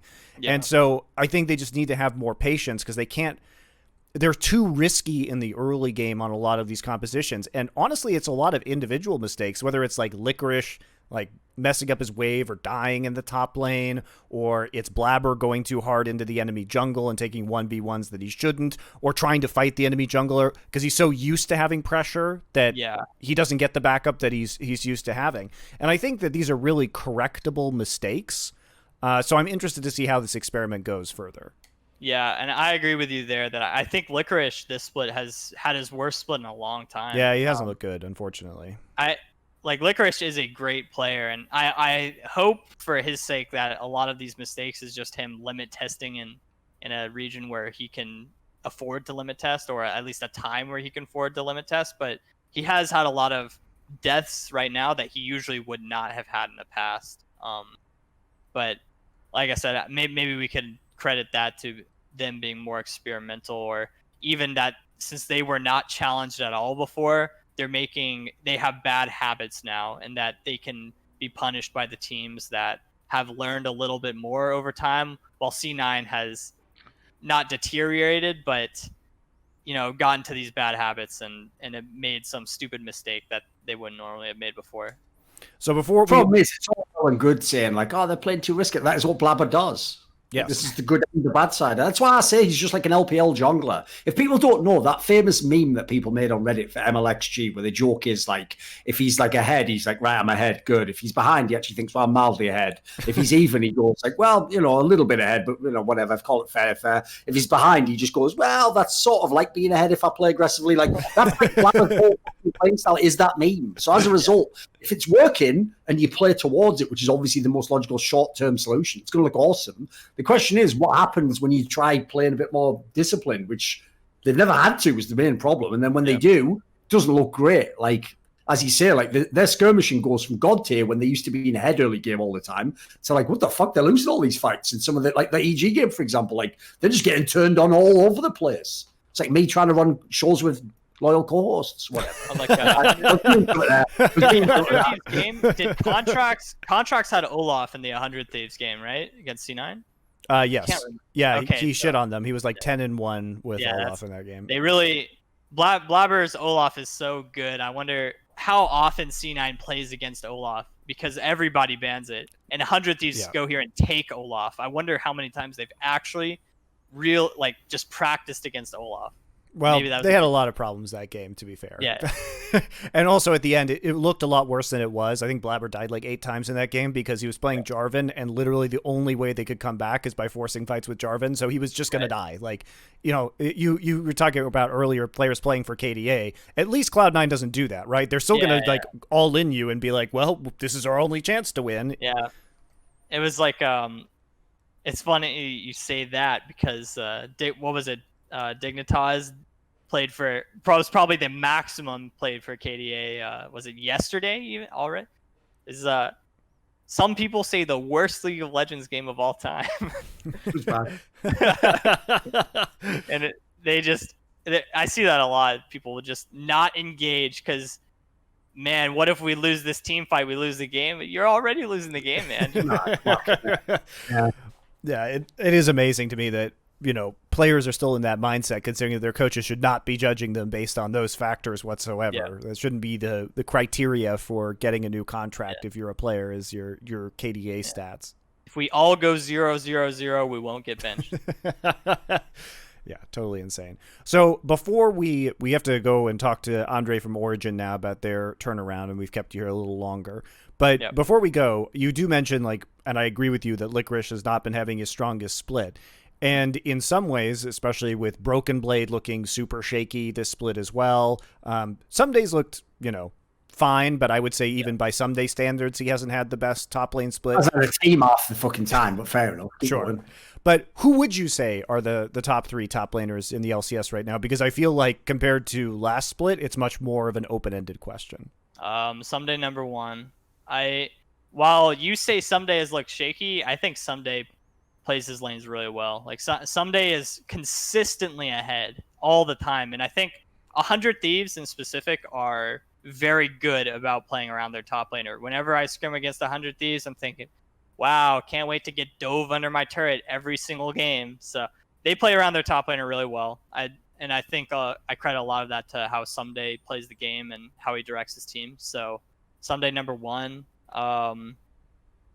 Number 2, I want to give it to Licorice because he's had such good performances in the past, and while I don't think it's been his best split recently, Licorice still fulfills his role pretty well, even if he has some trip-ups every now and then. And Licorice is obviously a great player, and he's had such good results from the very beginning, really. So I'd put Licorice number 2, and number 3 is pretty hard, because it's hard for me to say Impact, because I feel like Impact dies a lot for no reason on TL. Impact is really not an enter, but has some questionable deaths. I mean, the thing about Impact, though, that's so funny is, sometimes I watch him play, and it's like he is, solo dying a lot, but he's also doing really well in a lot of team fights, so I feel like these things kind of cancel out to, I don't know, I think I'd put him maybe, maybe 3rd is fair, 4th or 5th, I would say.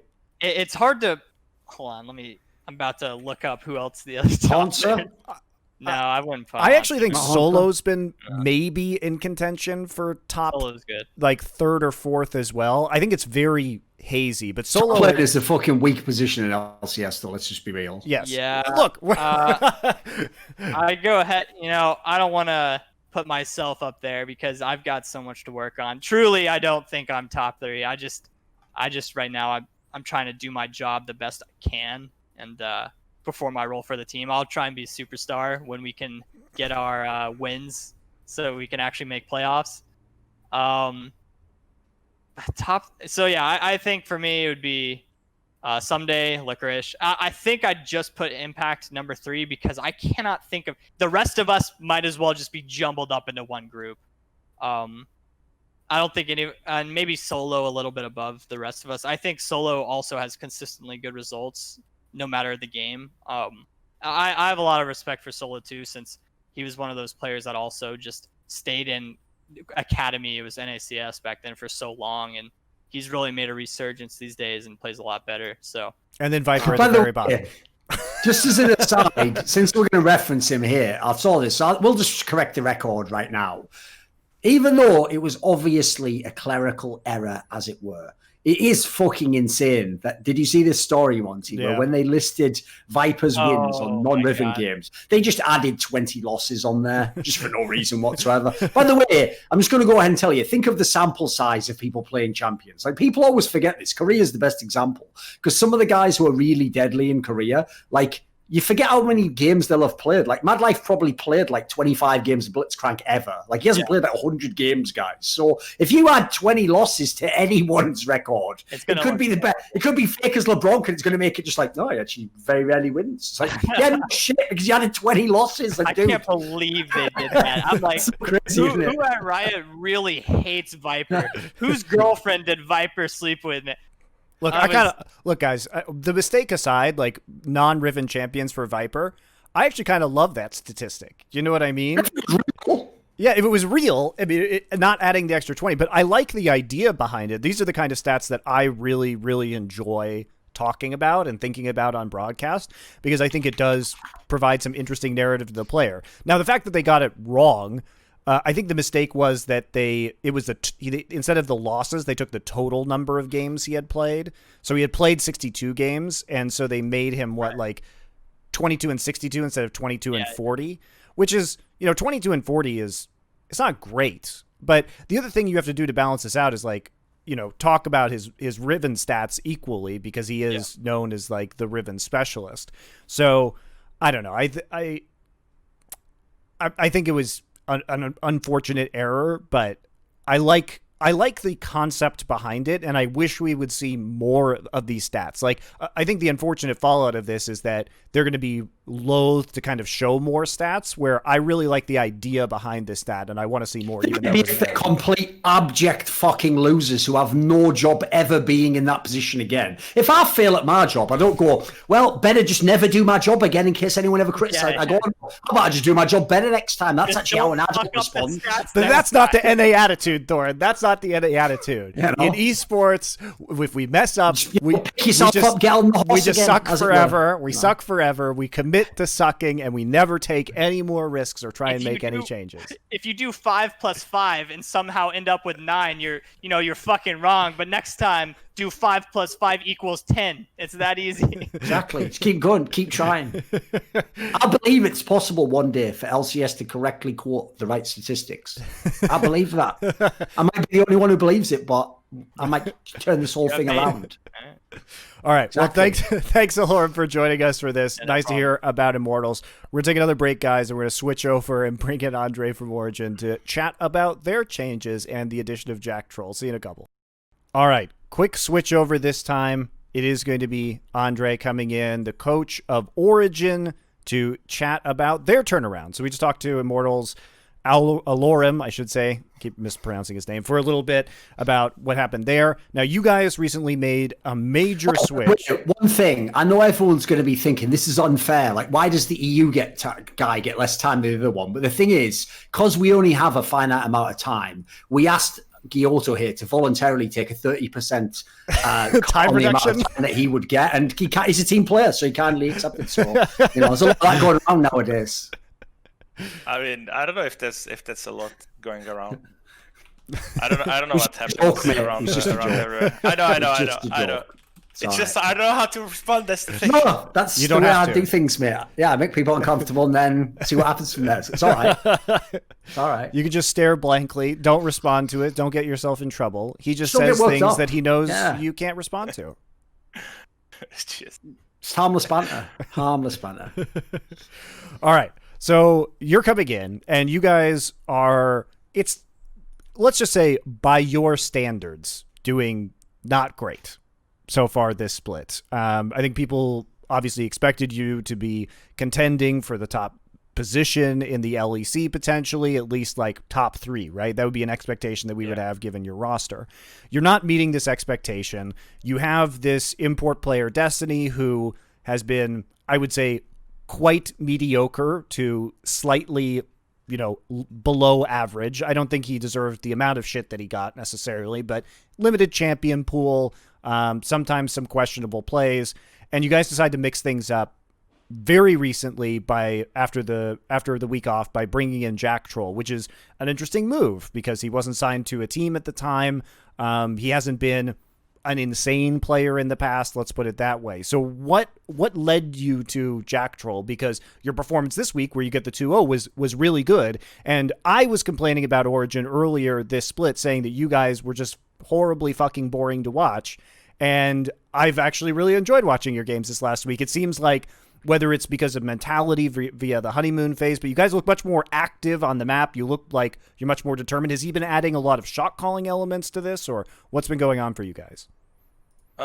Yeah, for sure. I think that one thing that you said there, the honeymoon phase, even though a lot of times it's talked as a meme, it's really not. No, it's true. It's 100% true. Yeah, I mean, when you're in a tough situation, as we were, having a change just brings a whole new vibe to the roster, as well. Especially when you add a player that is super hungry to show his worth, and that he's not being able to get a spot because Vitality got Labrov. So getting someone with that energy obviously lifted us up, and he does add a lot of elements in his communication. He's quite aggressive, something that we are obviously not known for being. And he leads in terms of his decisiveness, how he wants to coordinate with Xerxes. He also takes a lot of vocal responsibility from upset during laning phase, which means that he can obviously focus way more on his trading patterns and on his CSing. And he also looks for a lot of opportunities on when he wants to roam mid, when he wants some action to happen. So for sure, I would say that not only this change of the fact that it is a change, but also for what it adds to the team, especially in terms of communication, is what made us perform way better this week. What was the process like for getting him on board the roster? Were you using the week off to do some of the trials and just try and see what options were available to you? Did you try out anybody? You don't have to name names if you don't want to, obviously, but did you try out other players who weren't Jactroll? That's actually a tough question to answer because I don't know what information is. So yes, supposed is the to answer. remain as So a yes, secret. you just answered yes. No, the actual is actually no. Okay. I mean, we only tried Jactroll. I've worked with him before. I knew what kind of player and what he could bring to a team. But I think that the people have this misconception about the amount of players that were available for us to make this change. So by the time that the pool is so shortened up, then obviously we will not try out a big number of players during that break. But once we tried Jactroll and the results were impressively positive, and the team just seemed like it didn't seem like it was the first time that we were playing with him, and he gelled really well with the team, and the team managed to also understand what he wanted to or how he wanted to play the role of a support. So after that day, it wasn't really or it wasn't at all a hard decision to add him to the roster. And you come in this next week and you have what is ostensibly a very difficult schedule, right? Because you're facing G2, and the thing that we had seen previously about G2 was, sure, Perkz has had to take some time off for his own personal issues, but presumably he had some time to practice back with the team at least a little bit due to the week off. And so I was expecting to see a much more powerful G2 coming off of the week break, rather than the kind of scrapped together G2 that we had seen earlier in the season for very understandable reasons. And you're also playing Misfits, who has made some roster changes of their own, bringing in Kabe and DOS this split in order to, improve, get rid of B-Voy and some of the problems that they had. So these are two teams that should be on the up and up, especially heading into a playoff scenario. And yet your first game against G2, you guys just kind of absolutely crushed them. And a lot of it was Alphari's really good performance on the Malphite. And Malphite's a champion that I've always hated because it's such a binary way of playing the game. But it turns out when their entire team is just based off of the fact that do they have flash, yes or no, and if they don't, they will just die to Malphite, it ended up working out really well for you guys. Yeah, actually, I think that G2 only practiced 2 days before our That's game. fair.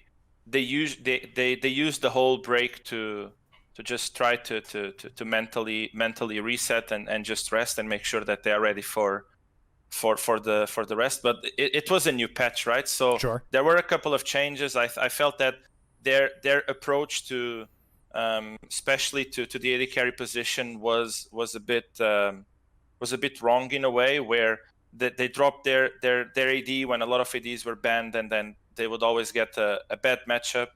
But about Misfits, honestly, I don't think that they are necessarily a really strong team. So for this week, I felt that the G2 would be a bigger test for Jactroll, and without taking any merit from us, I do think that we benefit quite a bit from the fact that they really took this big break and they didn't fair. practice. I still have huge amount of respect for G2, and I know that they will for sure bounce back. So a little bit lucky that you got the first game on the new patch with only a couple of days of possible practice there. But you still have to deliver on that. I've got a question then. What do you actually think of G2's situation they find themselves in now? Because at the moment they're tied for 6th place. They have a losing record. They've lost the last 3, admittedly, some of those who were the sub standing in. And if you look at just the teams that are elsewhere in the table, the chances that they don't lose any more games is almost not. It feels like they're going to lose to some people, right? Yeah. There's a chance, right? They could be coming in with a pretty bad playoff seed. I mean, which is really shitty for us, to be fair, because they have a lot of championship points, and the way that it's going to work right now is your seed for playoffs will be determined also counting your championship points. Right. The fact that they are behind me, just it's actually really annoying for us, because it means that we are the ones actually going down in most cases. So I think that they are also taking that as a bit of a buffer. I think that if they get top 4 or top 3, it's even likely that if Fnatic obviously doesn't stay too close, or if Fnatic stays too close to them, that they get the number 1 seed. So I think that their seed will be okay, especially because if they make it to playoffs, it's practically guaranteed that they go to the upper bracket. But I feel like their situation is really tricky. I don't know.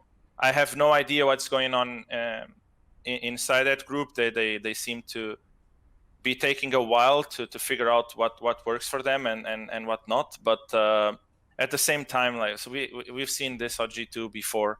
Maybe not with this roster, but with rosters before.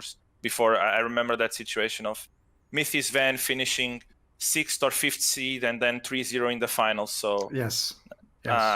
It's so hard to say. This team of G2, they lose against Mad Lions on the first BO5, and then they just smash everyone else. Yep. Go on Fnatic 3-0 and just really fast. So it seems like they have this chip that they can just switch, but it's just taking a really long time, and it is for sure getting dangerous because there's no gauntlet now, right? So if they lose more games and by any chance they don't make it into playoffs, then championship points don't mean anything, and they will just not go to Worlds. I do really appreciate, though, that G2 is at least sticking to their guns this season, and we can actually see the result of their experiment, because last year they come in saying, oh, we burned ourselves out practicing for MSI, so we weren't in our best condition by the time Worlds rolls around. So this time they say, okay, we're going to take it easier early in the season. They are taking these breaks, like you say, and we have, as you just mentioned, seen them turn around in the playoffs just in the spring split and absolutely dumpster everybody after getting knocked into the losers bracket. So we know they can turn it around fast. And with this in mind, like, I just appreciate that we're getting the complete look at G2, that they're actually following through with not trying to burn themselves out and putting themselves in a precarious position where they have to prove that they are actually one of the best teams in the world again. And they have the confidence in their abilities in order to be able to do that, which is, as an outsider, very interesting. As a G2 fan, probably somewhat, heart attack inducing. Yeah, I think that they are also experiencing something new, because I don't think that they ever were in this position as this team. So even though it's really nice for you to say, we'll just take it slow, don't want to burn out the Worlds, when things start getting tough, that's when you'll need to see, right? Because it's not like they really have a choice now to keep slowing down and just making sure that they speed up for playoffs and for Worlds. So from a competitive perspective, I'm not only curious, but honestly kind of a bit scared of what can come out of there. What about Fnatic then? I want to ask what people think about this team, because even though they 2-0'd this week, dude, when I was watching that game against Misfits, I was like, this team's done. This is the end. This is the end. Well, they shouldn't have won that game, to be fair. No, that's my point. Like, look at that. What happened was they were playing a game where literally, if you paused it like halfway through, I would say, like, I'll take the bet now. Like, they don't even make Worlds. It's going to fucking over. And then Misfits was just like, all right, you can have this one. Like, that was just pathetic. The whole game was pathetic. Like the reason why I'm concerned is this, because G2, the difference is, has done the role swap. They've already, inside of the same split, come back in the same way.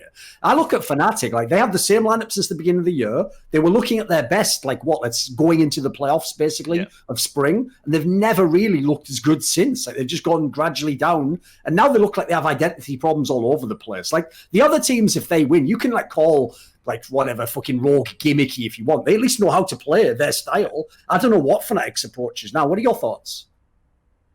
It's I don't think they found yet what works for them, and it seemed like they tried this when there was a week. So basically, they started the split really strong, right? I remember they were 4-0. Everything looked like G2 and us were playing bad. Fnatic was playing really well. It seemed like the split would just be theirs and Mad Lions to fight for. And then they had the Soraka week. And on the Soraka Graves week, things went a bit south. And after that, I think that they were just trying like some new thing to see if that was the solution week after week, and nothing seemed to work. And then it just feels like they entered on this spiral that now they can't really get out. And until they get out, it's going to be a rough road for them. It's like these teams. It's so hard to talk about them, because we've already seen greatness from both of these rosters that just counting them off, it would be it's just, it seems so unreasonable to do. If this kind of situation is happened to a team like Misfits, we are just like, yeah, I don't know, Misfits will just not make it to playoffs.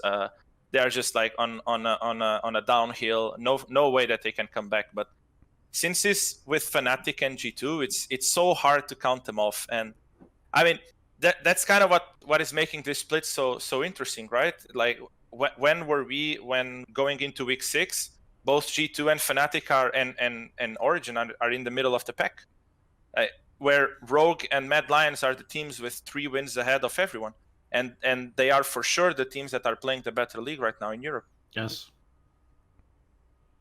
I think we live in a weird timeline, man. It is, but in a way, like we've talked about this before, but Fnatic is falling under the same kind of issue that teams in the LCS have had when they haven't had the strongest mid laner, is that it's very difficult to play in this meta where junglers have a bigger impact in the game if you're not actually getting pressure for your jungler, even if you do have he has the best jungler. Yes, yeah, but that's what I'm saying. What excuse do you want? No. The excuse is like he's not like he does have the best jungler, but the mid has to enable that jungler in many ways, right? If you don't have pressure, then even if you have the best jungler, it's going to be much harder for that jungler to do things like get scuttle crab or get enemy jungle control. So you can have an excellent jungler, but it doesn't change the fact that if the jungler is constantly in a scenario where they're going to be 2v1 because you don't have any control over the mid lane, that you're going to have a lot of issues with that. And we've seen that too with the way that all of these global these champs with global ultimates are now affecting the map. Like obviously Twisted Fate has become a almost entirely like pick ban champion these days because of that reason, and because of the way that whenever you have a jungle-centric meta in League of Legends, you start to be like leaning more towards utility out of the mid lane to support that jungle carry. And I think that as long as this meta persists and there isn't a reason to believe that Riot, at least until after playoffs, is going to drastically change the jungle XP that they did before. And indeed, if I'm Riot, I'm pretty happy with the changes to the jungle XP. In fact, I think it's made a lot of different compositions viable now. Like we're seeing a lot of diversity out of the jungle and a lot of diversity out of early game versus late game compositions. And I think the meta is actually in a pretty good place overall. But I just don't think that they're going to change that, because it would change dramatically the professional game before the conclusion of summer playoffs. And even then, I probably wouldn't do it for Worlds, because you kind of want to keep the teams that were good in this meta good going into Worlds and not throw everything into some sort of like crazy chaos for the World Championship. So with that in mind, I just don't see that Fnatic is really going to be a contender under these conditions with the way that they're playing the game right now, because it just doesn't seem to suit their style hardly at all. I mean, I honestly think that so let's exclude a bit TF, and the rest of mid laners are mostly control mages. Those actually, it's not like they require interaction between the jungler and the mid laner. They just play a bit more individually. Obviously, the push being super important, but I feel like Fnatic is coming to a point where it feels like they want to win so badly, so fast, that they just lose track of what they're supposed to do in the game. Before this, when Fnatic was a team that was playing confident and was playing comfortable as well, we saw a bunch of times just Hylissang coming out of his first recall and going into top side at level 4 and creating some mess there with Selfmade. We saw Bwipo recalling at level 6 a number of times and just going bot, doesn't care about his wave. Being it with Zac, Cyan, Ornn, whatever, he would just go bot and start like actually a confident fight. But now this especially these two parts kind of stopped on Fnatic, and it feels like they are going into situations that they know they are bad, but they still try to go for it just because. Yeah, now Hylissang just all-ins and dies. This urge, you know? Yeah, exactly. It feels like they have this urge, they have this pressure that they feel so suffocated. And I felt this way in summer split of 2019 with Origen, where the team felt a bit this way, where we went to the finals and then our summer split was being shit. So every game that we were going in felt like people were just forgetting what they were supposed to do on the map, and we just wanted to fight and we just wanted to win. And if you lose sidetrack of what you are supposed to do inside of your team comp and against the enemy team comp, then obviously you will fail. And once you get behind in early game, Fnatic was never known as a team that could just like put a break to the enemy team snowball and just regroup. Unless Misfits just gives them it out of nowhere for no reason whatsoever. Will work every time, though. Yeah, it does seem like we're being awfully hard on Fnatic for a team that did go 2-0, but they definitely should not have won that Misfits game. That was just because that's the whole point, Monty. I don't know if people have figured this out, but I'll give everyone yet another secret fucking page from the playbook of how you actually do this shit properly. Guess what? You criticize the players that you think are overrated when they're doing well. That way you actually can show what your point that you're making. Anyone could just, like, that's why I actually haven't dissed Jet Nemesis that much this split. He's doing a good enough fucking job himself every time he goes in the server and make himself look shit. I'll point it out when they're actually at their peak and everyone's telling me these are the best players in the world. That's when I'll come in and tell you these guys are mad overrated. So I think you're just seeing the fruits of it now. I think Selfmade's actually been playing super well on this team. It hasn't been his issue. If anything, like especially this last week, Hylissang was the one that was really underwhelming to me in terms of the decisions that he was making and the fights he was taking, and fact that he was dying a lot in the early game and that it was causing the team a lot of issues when it came to getting back into it. So, but I also think that Mithy is honestly the best person for the job that Fnatic is right now. Not only because and having worked with him, I kind of know this. Not only how smart he is, but he's also like someone that has a really big empathy and he's really fast on recognizing if there are any internal issues. So the fact that even though it was really, really shaky, they went 2-0 and they have another week to solve these core issues. It kind of makes me believe. I hope that they fall down to pieces this week and just like sub in their whole academy team because we play them. But but I think that this is actually like, yes, they were two shaky games, but they won and now they have a whole new week to find out their issues where they can actually back up on 2 wins. And honestly, I think I have a lot of faith in Mithy in being actually one of the few people that could address and solve these issues that they're facing. I want to go back to something you said earlier, which I was unaware of, which is that seeding for summer playoffs is determined by championship points. Yeah. That is completely wild to me that you would seed the summer playoffs based on spring results. Because that's all that the championship points do now, though. That's the stupid part about it. Because there's no gauntlet, so... Yeah, I just don't understand the purpose of the system, especially because it's so favored to higher seeds, right? Because the first seed will pick their opponent. So basically, the problem here is that,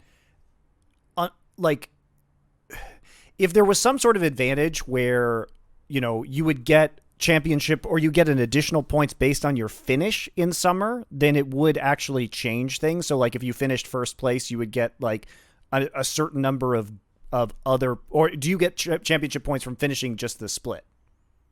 No, it's from playoffs. It's from playoffs. Yes, it's from playoffs from first to sixth. Right. Okay. So that's wild to me because this scenario then creates this problem where you can't add any additional championship points because basically if everybody comes into the summer playoffs, then everyone gets 20 points minimum, right? Because that's the minimum points you can get for sixth place, which doesn't actually change any of the standings because you just add 20 to everybody's score, so it does nothing, right? But that means even if you see that G2 barely squeaks in, like you're saying, into sixth place, they get the first seed and they get to select their first round opponent. Yeah, right? That's insane. Yes, but that's kind of crazy. But they should get rewarded, no, for winning spring. I'm not sure. saying that this is like the best system or anything. But I agree that they should get rewarded for winning spring, but we have to, at this point in time, the whole playoff bracket is crazy because... Put it this way, here's the best way to explain it. Let's imagine G2 did what he just said. They got the sixth place seed, and as a result, they ended up with the first seed because of the championship points. They will never be put on the first. Yeah, sure, but let's make it like a really ridiculous one. What if the team that was above them in the summer had 6 wins extra and they still have the even seeds? Well, that's where it becomes too much of an advantage, right? I agree, you should get something for winning spring, but that just feels like you automatically get summer rigged in your favor from winning the spring pretty much. I think that if they don't do it this way, then spring split will be utterly useless, though. That would be the problem. Okay, here's the thing. LEC, it is the system that I thought it would be that isn't crazy, which is that you do get points at the end of the regular season. So if you finish the regular season in first place, then you do get the 140 points. It's not based off of the playoffs. So that actually makes sense. Yes. More sense. Yes. More sense. But there is still that scenario where G2 can finish like second or third place potentially, and still Basically depends where go Fnatic first. finish, I'm guessing. and still end up first. Yeah, it depends on where Fnatic finishes, because it is a little bit different this time around. So regardless, I think that weighting it that heavily is still pretty nuts that G2 could take, potentially third place and still be the first seed coming into summer, especially with the, even a comparative performance, because of how far, like, Rogue and Mad Lions are so far ahead right now that it seems kind of nuts that third place team could still. And Mad Lions obviously have the third place points Yes. from spring as well, so they're pretty much set, it looks like, yeah. Right. So the system does make slightly more sense, but I think the weighting is still a little bit off when it comes to that spring playoffs performance and where you end up, especially because the power of starting in the upper bracket, whereas, two teams, 5th and 6th, start in the lower bracket, and selecting your opponents. So basically, in the format creation, you're saying there is just you're imbuing a huge amount of power in that first place seed, which, when it's so affected by spring performance, which was months and months and months ago at this point, seems rather misguided, in my opinion. Yeah, I think that the biggest changes will obviously be from third place to 6th, and it's more that 3rd and 4th seed that make sure that you go to the upper bracket that matter the most. Other than that, assist. I always had this mindset that I don't overthink or complain about any system that they put in place for playoffs, gauntlets, or whatever. It's just, we are just in a competition and we have to adapt, and those rules will be the same for every team, and it is what it is. I will never be someone that goes at the end, like for example, something that happened at U Masters, where everyone knew about the rules, about the game time, and that will be the tiebreaker, and then people started complaining about the tiebreaker. Like, if you know the rules and the rules are like that for everyone, then like just accept it. Like, we can't do anything about it. It's the same for everyone.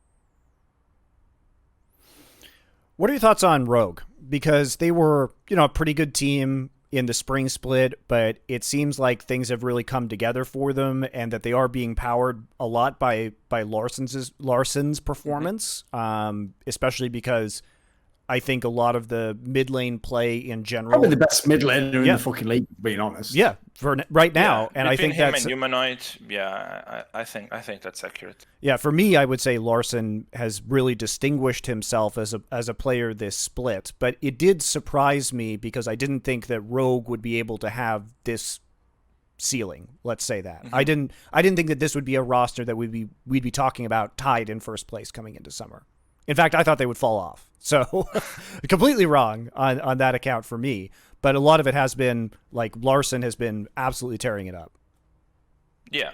I mean, I think that the reason why I would probably rate Humanoid above Larsson is just because I feel like Humanoid can do more with more champions, while I see Larsson just every time that he gets on Corki, Azir, and Orianna. It's his meta right now. Yeah. But it feels to me like Humanoid actually impacts the map way better. And Rogue, something that they are really, really good is to make sure that mid just stays on kind of a farm fest, where both Vander and Inspired are really good at putting vision to him and making sure that he can farm. And he's probably one of the mid laners that starts to farm jungle camps the earliest in the league. So and then on team fights, he just performs extremely well. About Rogue, I think that they are obviously a good team. No one gets, especially in Europe, a record of I believe it's 10 and 2 9 or and 9 3. and 2. 9 and 3. 9 and 3. Right Wait, now? No way. I think they only 9 and lost 2. 2 9 games. and 2. Sorry. Yeah. So 9 and 2 without being really good. But to be fair, and if I had to compare them to the other team that is in first place, I would not fear at all Rogue in a best of 5, while Mad, I would have a different kind of respect for them. It feels like the LCS and LEC are kind of in a similar position, where we have two teams tied for first place, but everybody agrees that one of them is way better than the other one. I wouldn't say way better, but for sure better. It's more like when you change the setting into a best of 5, I think Rogue are if you have a whole week to prepare a best of 5 purely for a team, I think that Rogue is way more exploitable than Mad Lions. And people can say that when you play against Rogue, you can still prepare during the whole week, but the way that you want to prepare during the regular split is not focus so much on the teams that you're facing, and focus way more on your growth. So yeah, I would just rather play, or I would hope to play Rogue on a best of 5 first round. I have to agree. I think I tweeted the other day that Mad Lions is like my favorite team to watch right now, because you do see such decisiveness out of them, but you also see such a versatility of styles, and they came into this split really doing a lot of experimental team compositions or execution heavy comps that we hadn't seen them run before. And then, we also still get to see, I would say, the shadow of the spring split Mad Lions in like the game that we saw them play against G2 this week, where it's just so much about skirmishing, and you have all of these super impressive Lee Sin plays coming out of Shadow, whose mechanics are absolutely crazy. Like it's been a while, and one of the things that I just genuinely love about Lee Sin is that after all these years, this champion is so well designed that he is still just so incredibly fun to watch. You can play him in any meta. He's never been overpowering, but for a mechanical player, he's just a playground, and you can really show what you're doing. And watching Shadow play Lee Sin in this game and somehow like get into the back line and start kicking these carries for you, especially in Ezreal, when Perks is on this Ezreal, is just absolutely nuts to watch, and just an absolute pleasure. Is extremely good. I think that before it was said that he's extremely good on Lee, and that's it. But he's just really good jungler. I think that right now, obviously, when he gets Lee Sin, it seems like he's a different beast. But even when people started banning Lee Sin, he seems to always perform extremely well, and even in games where he doesn't do all this flashy things, especially when he doesn't have Lee Sin, he still seems to be super consistent and kind of like the guiding player throughout their early game. I mean, you're absolutely right. He proved that he could win on the most passive shitty jungler in the universe and on Ivern earlier this season, which was an insane disappointment to me to watch him play that champion. It's exactly what I don't want when I watch a Mad Lions game. But I think that was, in a way, as boring as that was, in a way that was still another Mad Lions statement game where that really turns your head when you're like, oh, what is the exact opposite style we can make Shadow play? Fucking Ivern. And then they go and they win that match. I was just like, holy shit, this team has evolved so fast in such an incredibly short period of time. I think also, if you look, that's to me another sign that like the coaching staff must have done a good job with this team. It's like, it's not just that they are showing like champion oceans for most of the players. They look comfortable on these picks. Like you can't just take them off 1 or 2 picks each and then suddenly they're just thrown to the wind itself. Because like you're saying with the Rogue example, the other problem I have right now, Guilhoto, is not only is this like the dream meta for Larson, this is exactly what fucking Inspired wants for his meta as well. Like these are the champions he wants to play. So in a world where I had a whole best of 5 to ban these guys and find out I think you could get, the difference is there's a bunch of really good teams in LEC I think could get to Rogue. Mad Lions just looks legit. Like, I mean, if people can beat them straight up, fair play. They look like they could be a champion. No, for sure. I agree. And that's why I said that I would prefer Rogue. It's because the other options that I would have would be Fnatic, G2, or Mad Lions. So it's not like I'm underplaying Rogue by any means. It's just that if I have to choose one of these 4 teams to play a best of 5 in the first round, I'll obviously choose Rogue. And it's literally because of what you said. I will say, as we temper some expectations of Mad Lions, I do feel that while Orome has been improving, I think the level of hype and self-aggrandizement that we're seeing from Mad Lions as he plays some of these carries, is he doing a pretty good job? Yes. I think in that, on his Jax performance, it was going pretty well. But I will say that he has such insanely good teammates that set him up for so many of these plays that it is a lot easier to look good on a top lane carry on that Mad Lions team than it is, on other teams comparatively. Yeah. So no, I think we need to cool our jets on the Orome carry thing just a little bit right now, especially because the team itself and a lot of other people are trying to hype Orome up in like a mega way, which I'm not sure is entirely justified or deserved. But I would also say that even though I agree with you that when your team is doing well, then obviously you'll look better. I also think that it's really hard for Orome to stand out when he has the teammates that he has, right? So, like, You're right. It's almost like he doesn't have to. It's almost Yeah. like he can be a role player and not have to play carry champions, and that Mad Lions will still do very well. Yeah, but I honestly think that he's a good top laner. He's doing what his team needs him to do. I've seen him just like picking a lot of time just a bunch of tanks into losing matchups when his bot lane needs to get all the attention from Shadow, and holding really well and making sure that he's always on time for the neutrals, that he always tries to get that extra wave that speeds their mid game on side. So even though I agree with you that, like, let's not get all hyped up on Orome is the best top, but I also think that it's really unfair some of the criticisms that he's getting, that he's just really bad and should be, and at some cases I've even seen Mad Lions would be the best team in the world if they just replace their top laners. Okay, I'm not arguing that. I'm not arguing that. I've got one thing to say about that, right? Which is just like I was saying earlier in the episode when we were on the NA part, that like if your whole team collapses in LCS and you're like heading down out the player, the odds that it was like one player are so small that actually suggests to me that someone doesn't understand the way teams work. Because if one player plays like slump, if the rest of the team's good, you're sort of like similar, but you're just going to lose a few more games. Similarly, I'm just going to go ahead and say it right now. You cannot be as good as Mad Lions is right now and have like the 8th best top laner in LEC. I'm telling you that right now. It could not exist. Even if you want to say all he does is play weak side, well, then he's one of the best weak side tops we have in the whole region. It's just obvious. So, like, I agree with you, like, on that one, Guilhoto. You can definitely debate, like, I don't think he's the best. I think he has his flaws. But I think, by the way, I think he's in the perfect team. So I think it makes sense for both groups. But, yeah, I agree with you.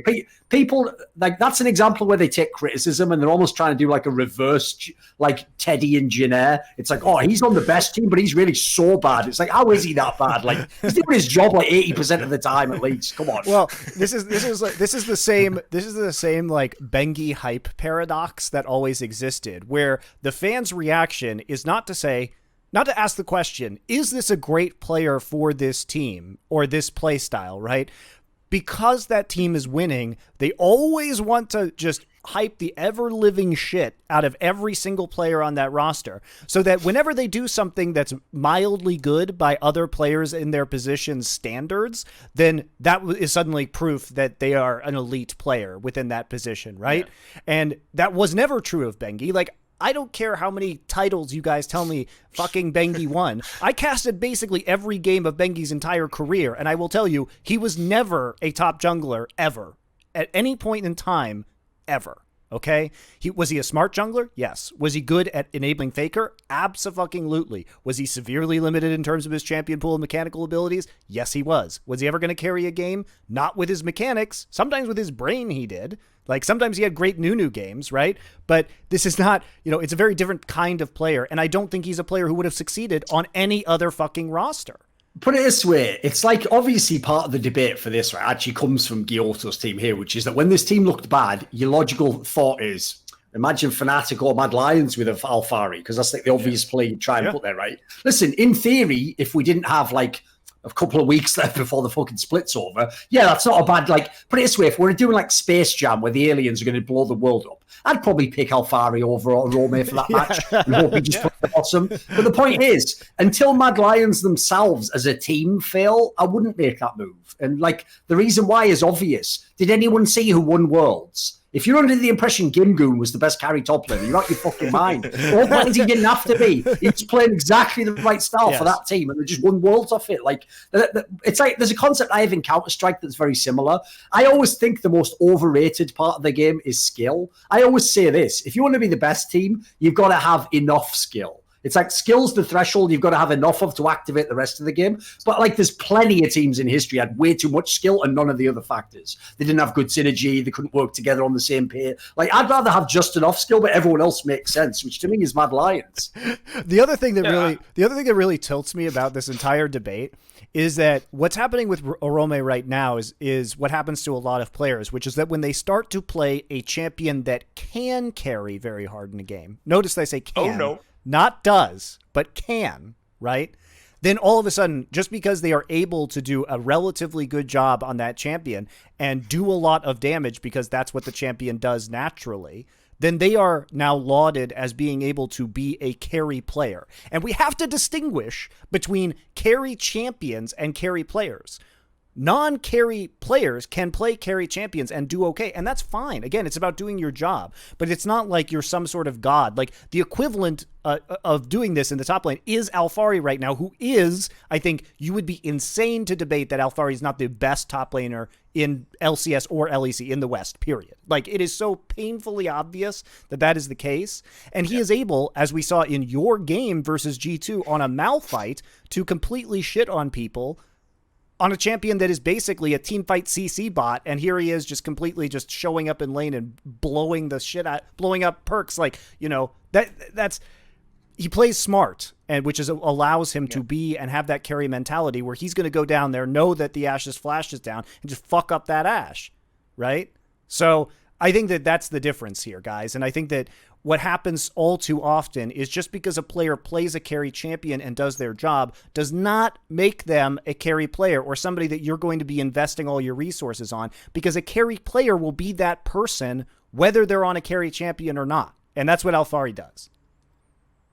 Yeah, I also think that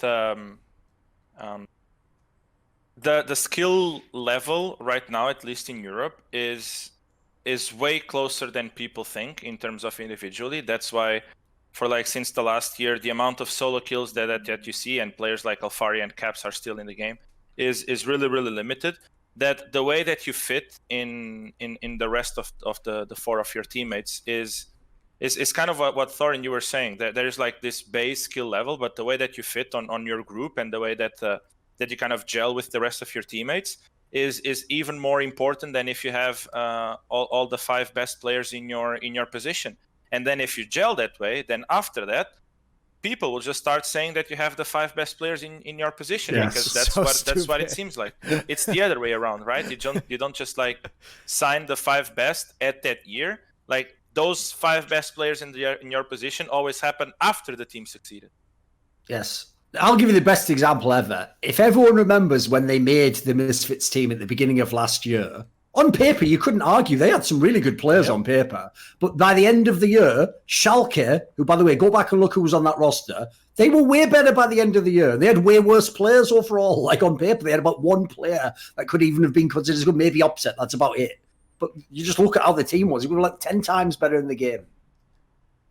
Paper strength is in League especially a mad overrated aspect, especially because you have all the changing metas and all the other factors, you know, like it's not like other games, because the thing about other esports games is often like a game like Counter-Strike, for example, is wide open as to how you can play the game. You can just choose how you want to play the game. League of Legends, it's like the game itself's telling you, unless you play this way, it's going to be hard. And if you just don't have that style of play, you'd shit out a lock, aren't you? It's not just Uni in a bad year. Someone should figure out whatever it is. It's probably like an odd year or something. It's the one way you just fucking nails it in. Uni's like a Star Trek movie. Even years he's good. Odd years he's terrible. There's got to be some pattern to it, you know. Why isn't someone figure that out? Come on, Maxi, get in there. You know, the other thing about this, Thorin, is like it's not even just what we're talking about right now. And I would say that if the Misfits thing that happened last year happened 3 or 4 years earlier than that, then we would not have had that same result, because it's also been an incremental changes by Riot to make sure that individual carry power is lessened. Like it just undeniably, the ability for a solo person to carry the game has gone down over the years because of changes. I'll tell you one reason why that is, though, that no one brings up. You can't make every role in the game strong and then be surprised. Weird how top laners don't kill anyone anymore. Yeah, the fucking jungle rolls in the lane at the same level as him. Yep. That's him beating his jungle half the game. Like, what do you expect? Like, at that point, you'd have to literally 1v9 the game all the time when you're like, Yeah. 1v2, what am I supposed to do? Yeah, a lot of this is like, well, when you Support, and they're like fucking mini mid lane and just rolling up with all items and shit. Like, what? yeah, especially when you do things like we've seen this split where you just buff jungle XP, so basically the junglers at the same level as most of the other players in the game, or at least a lot closer than they used to be, right?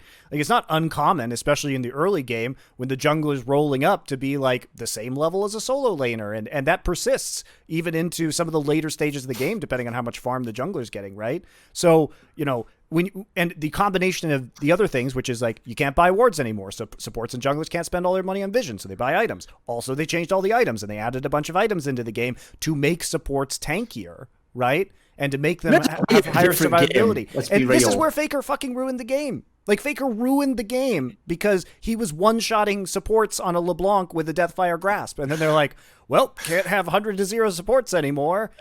Like, he actually did just ruin carryability in League of Legends, like, by himself.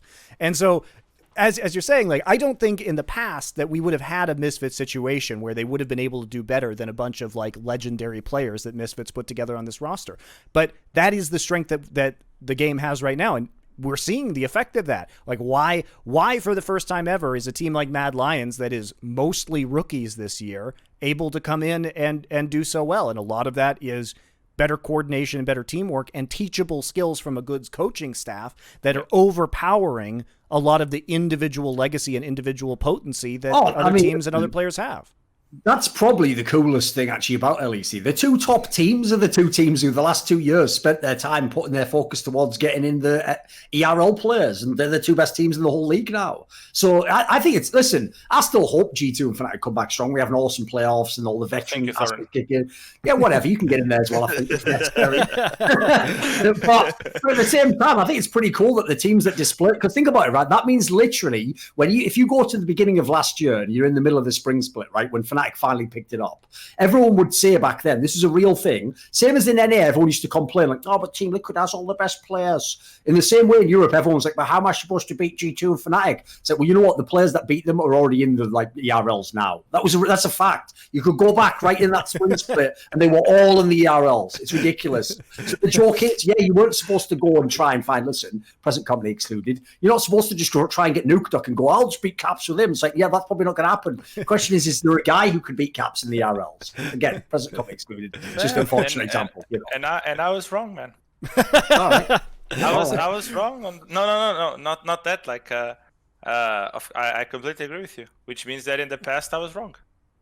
Yeah, but it we all were basically. Yeah, it would have been impossible to know that. That's the thing, though, is that we only recently have been able to understand this because of, like, Misfits completely fucking exploding. That wasn't a reason. Like, you wouldn't look at Misfits roster and be like, it's totally reasonable to think that this team is going to fail, right? With the level of veterancy that they had. And it was also completely fucking unreasonable to start at the beginning of this year and look at the transition from Splice to Mad Lions and say, wow, this Mad Lions team will be, undisputably the best team.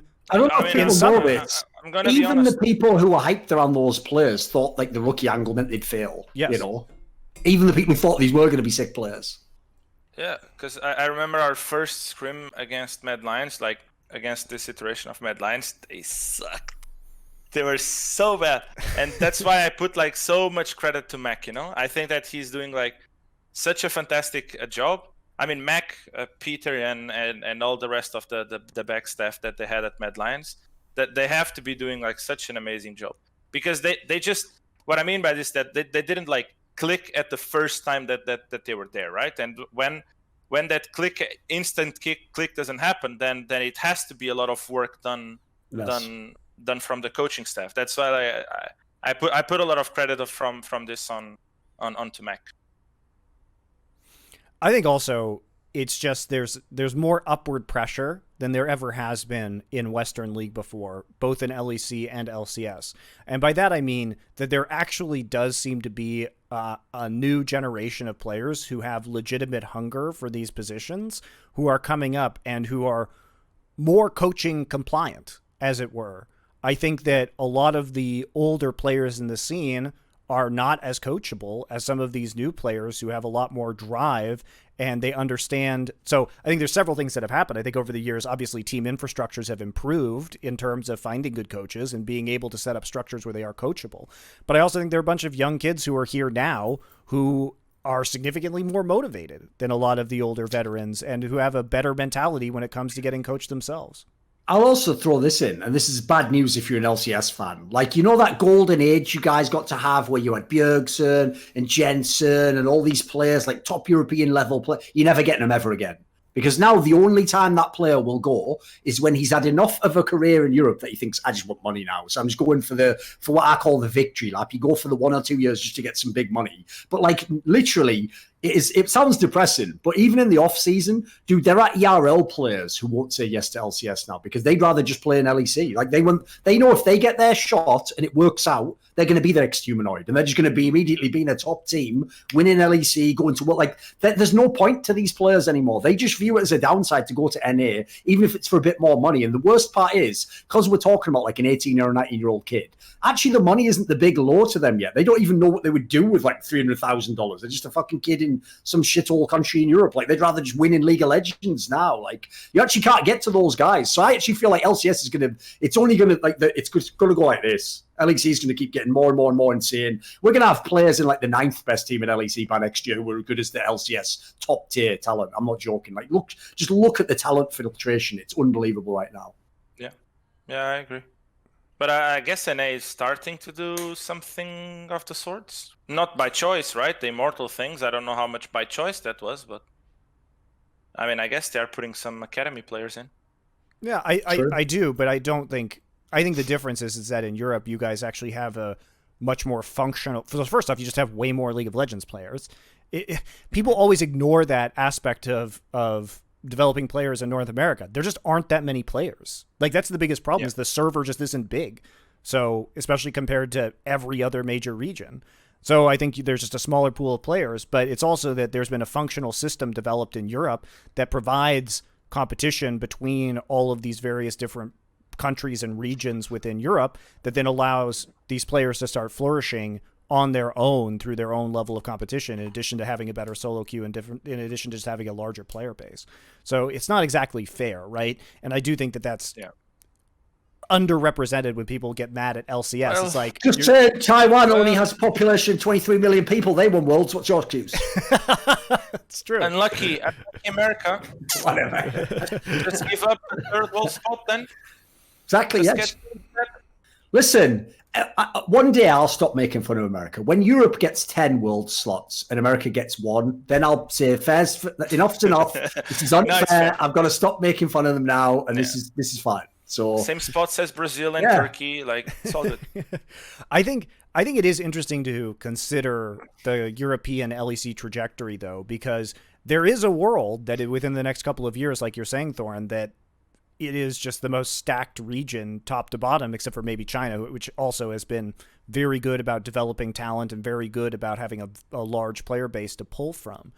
But with Europe in particular, as you say, the attraction just really isn't there, because no team, no matter where you are in the world, is going to roll the dice on a major contract with an up-and-coming player, right? You're never going to say, because you would never do that for a rookie. They might just collapse on stage. You're not just going to go, hey, this guy out of Sweden from the European Masters is going to be, we're going to pay him $400,000 a year, right? So whenever they have a chance to go for equivalent salary, they might get paid a little bit more in another region, but when they have a chance to stay in Europe, stay around their family and friends, and stay in a system where they know from looking at a team like Mad Lions that they can just reach number 1 potentially, or at least challenge for that title in their rookie year, there's no reason for them to go anywhere else, because they're not going to get the money either. So yeah, but that's also the money only joke, comes after that success comes, right? That's also why people are still stuck in the old world. Like the same person who would laugh like that, like, imagine paying this rookie from Europe $400,000. Right, that rookie's now humanoid, and 2 years later he would be way more than 400,000. So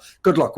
How do you get him now? Too late. Now he's in LEC. It's too late. Yeah, that's the joke. LCS's only chance, literally, is they have to go for the ERL player before he gets to LEC, and they have to gamble that he becomes humanoid. Because if they don't, he has no reason to go. He has one reason right now, which is an enormous check with loads of zeros. That's it. Otherwise, you may as well try and because the other thing is this. Look at this split in LEC, dude. You can be in like the 8th or 9th best team, and you still have competitive. So there's no like, except unless you're in Schalke, every other team has a chance.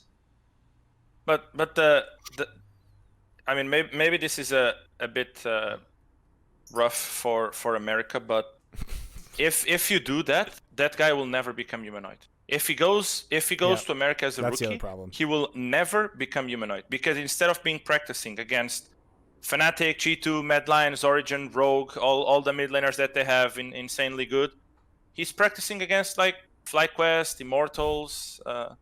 If Cloud9 gives them like 1 or 2 days of scrims, then beat it. But you as a player, or your growth as a player, even though this is like harsh, your growth as a player will be defined as well by the competition that you have around you.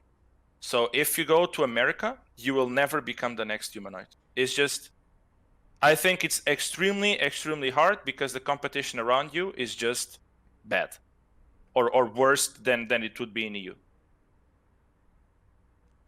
I think that while I had hoped, Andre, I had hoped that Cloud9's performance would lead to teams improving and challenging themselves. Yeah. I just haven't seen that this year, honestly. I haven't seen a lot of momentum over all the LCS games that I've watched this year, so I think I've just kind of lost hope. Yeah, I think honestly, it's just hopeless. It's fucking impressive, man. It's impressive what Cloud9 is doing, to be fair. It is, but it's also impressive that the other teams aren't learning. That they play against. Yeah, that's true. Anyway, continue. That's also true. No, it just feels impressive that they have to scrim against teams that, I don't know. I honestly, I would like to take a look at Cloud9 scrim results and see if it's like 5-0 every day. It is, and basically. Then I just imagine them like going into reviews and never being punished for their mistakes. And the end result of this will be that they'll go to Worlds, and then they will see like this kind of like teams exploring their flaws for like once, while the whole year they were doing the same mistake and no one would punish that. And then it's just like gonna be super hard. But I find it like actually impressive that they have to practice against bad teams every single day and still show as at least like a decent level. So for me, that's like, I don't know how Reaper does it, man. This guy must be smurfing. I want to talk about Origen some more, because one of the things that I was critical this year about you guys was your lack of decisiveness and your willingness to push the advantage.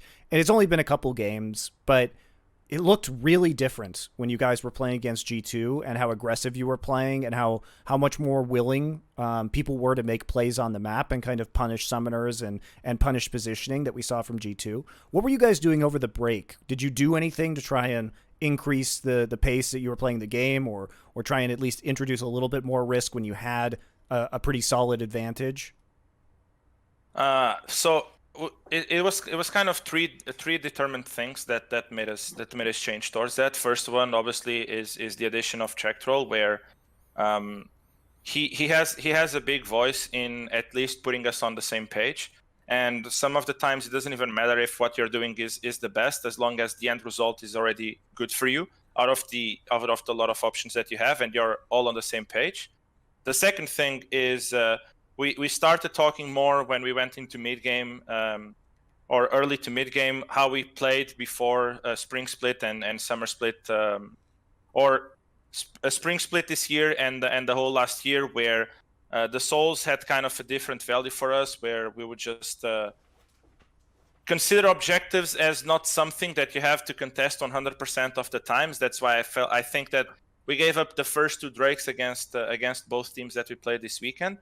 And then the third one, to kind of try to explore this one a bit more, is we introduced 1 hour before scrims, where we would just play until 15 minutes and start over again. And we did that a couple of days during the week, where we had a clear plan of what we wanted to do in the early game. I would draft against the enemy coach before, and then we would be able to do 3 games in 1 hour, where we just play until 15, close the game, start a new one, close the game, start a new one. And I think that really helped. Are these actual scrims then? Are these like real scrims you're playing? I mean, yeah, it's scrims because we are playing against another team, right? But how did you convince the other team to do it then? They wanted to do this kind of practice as well, to just practice the early game, right? Okay. Yeah, we did it against a national league team actually. Right. Okay. It's just because it feels like individually. So during laning phase, they would provide value, of course, and they would take scrims more serious than maybe an LEC team would, or maybe and a lot of LEC teams obviously just wouldn't want to do that. But the only goal is just so that we can redefine our routines early game and just making sure that we understand better how our jungler wants to play and what the lanes need from the jungler as well. You see, Guilhoto understands, Monty, that to be a great coach, you have to be a good salesman as well. So he was like, right, how am I going to get quality scrims for OG? Like, what if I tell them we only play until 15 minutes in OG scrims now? They're going to be like, fucking hell, sold. Perfect. There you go. Finally, they found the upside. Go like the Origen. Exactly. There you go. There you go. That is clever though to address some of the I do think that it's cool that you guys are addressing that approach and that other people are willing to play ball with you on that one, right? Because the problem that you always have as a coach is trying to convince the enemy to practice in the way that is best for you, right? And your players. And your players. Yeah, I'm sure they didn't like that either. No, not in the beginning. But I mean, main thing actually, because like I talked a lot about this 15 minutes. The main thing for me was still Jactroll. He's providing more than people give him credit to. Okay, so here's the next obvious question: why wasn't anybody besides you guys wanting to use Jactroll? Why are you asking me, man? I don't know. It's like I think that. First of all, obviously his fame is not the best, and second of all, I think that we are actually, or we have a good set of players that allow him to succeed especially in this vocal part, and for us as a team, where as you said, we were really undecisive. He was a player that we needed, and maybe a lot of other teams just already have this in their roster, and then they don't need Jactroll. But for us, it's just working. It's just working. Did you sense that there was how much frustration was in the team based off of your guys' performance? Was that like a contributing factor, do you think, to kind of slowly, I would say, getting worse week by week before the addition of Jactroll?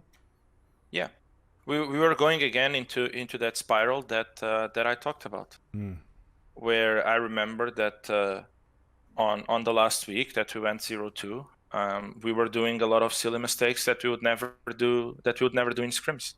And then when I went back to listen to comps, because we are not allowed to live watch the game or live hear the comps. Wait, so I have to do it the day after. Yeah, we have like I assume because it's online to make it security measures or something. Yeah. I mean, it makes sense. I'm not complaining. It makes sense when you're playing online. So I have to watch. So I have to see it the day after, and it was really, or you could sense that this negative spiral was coming back. That's why this change of environment and this honeymoon phase for us just gave us really, really good results for now. Now let's see the next week. It's a good thing you guys aren't playing best of threes. Otherwise, it would be super difficult to coach without hearing comms, right? Because you can't actually correct any comm errors between games. And if you only have one game per day, it doesn't matter that much, but that would really suck. Is that going to be true in playoffs too? To be fair, it wasn't as bad in playoffs. I just don't know how much I can share, because I don't know what is confidential by Riot and whatnot. Sure. But it was last playoffs. That wasn't as big of an issue. Okay. As it is. Yeah. Or at least it wasn't a big issue. Okay. Yeah, because it just seems like as we approach playoffs that would be challenging. Not being able to hear comms in a best of five. As a coach. Then forget it. Then it would be, but I'm pretty sure that Riot will adopt the same system as they did last split. All right. I just don't know why they're doing it now, though. Who knows? Who knows, dude? Hopefully you guys will just be back in the studio somewhat soon before play. Yeah. It would be great if you guys were in there by the time playoffs rolls around. There's still a few more weeks, so. Yeah.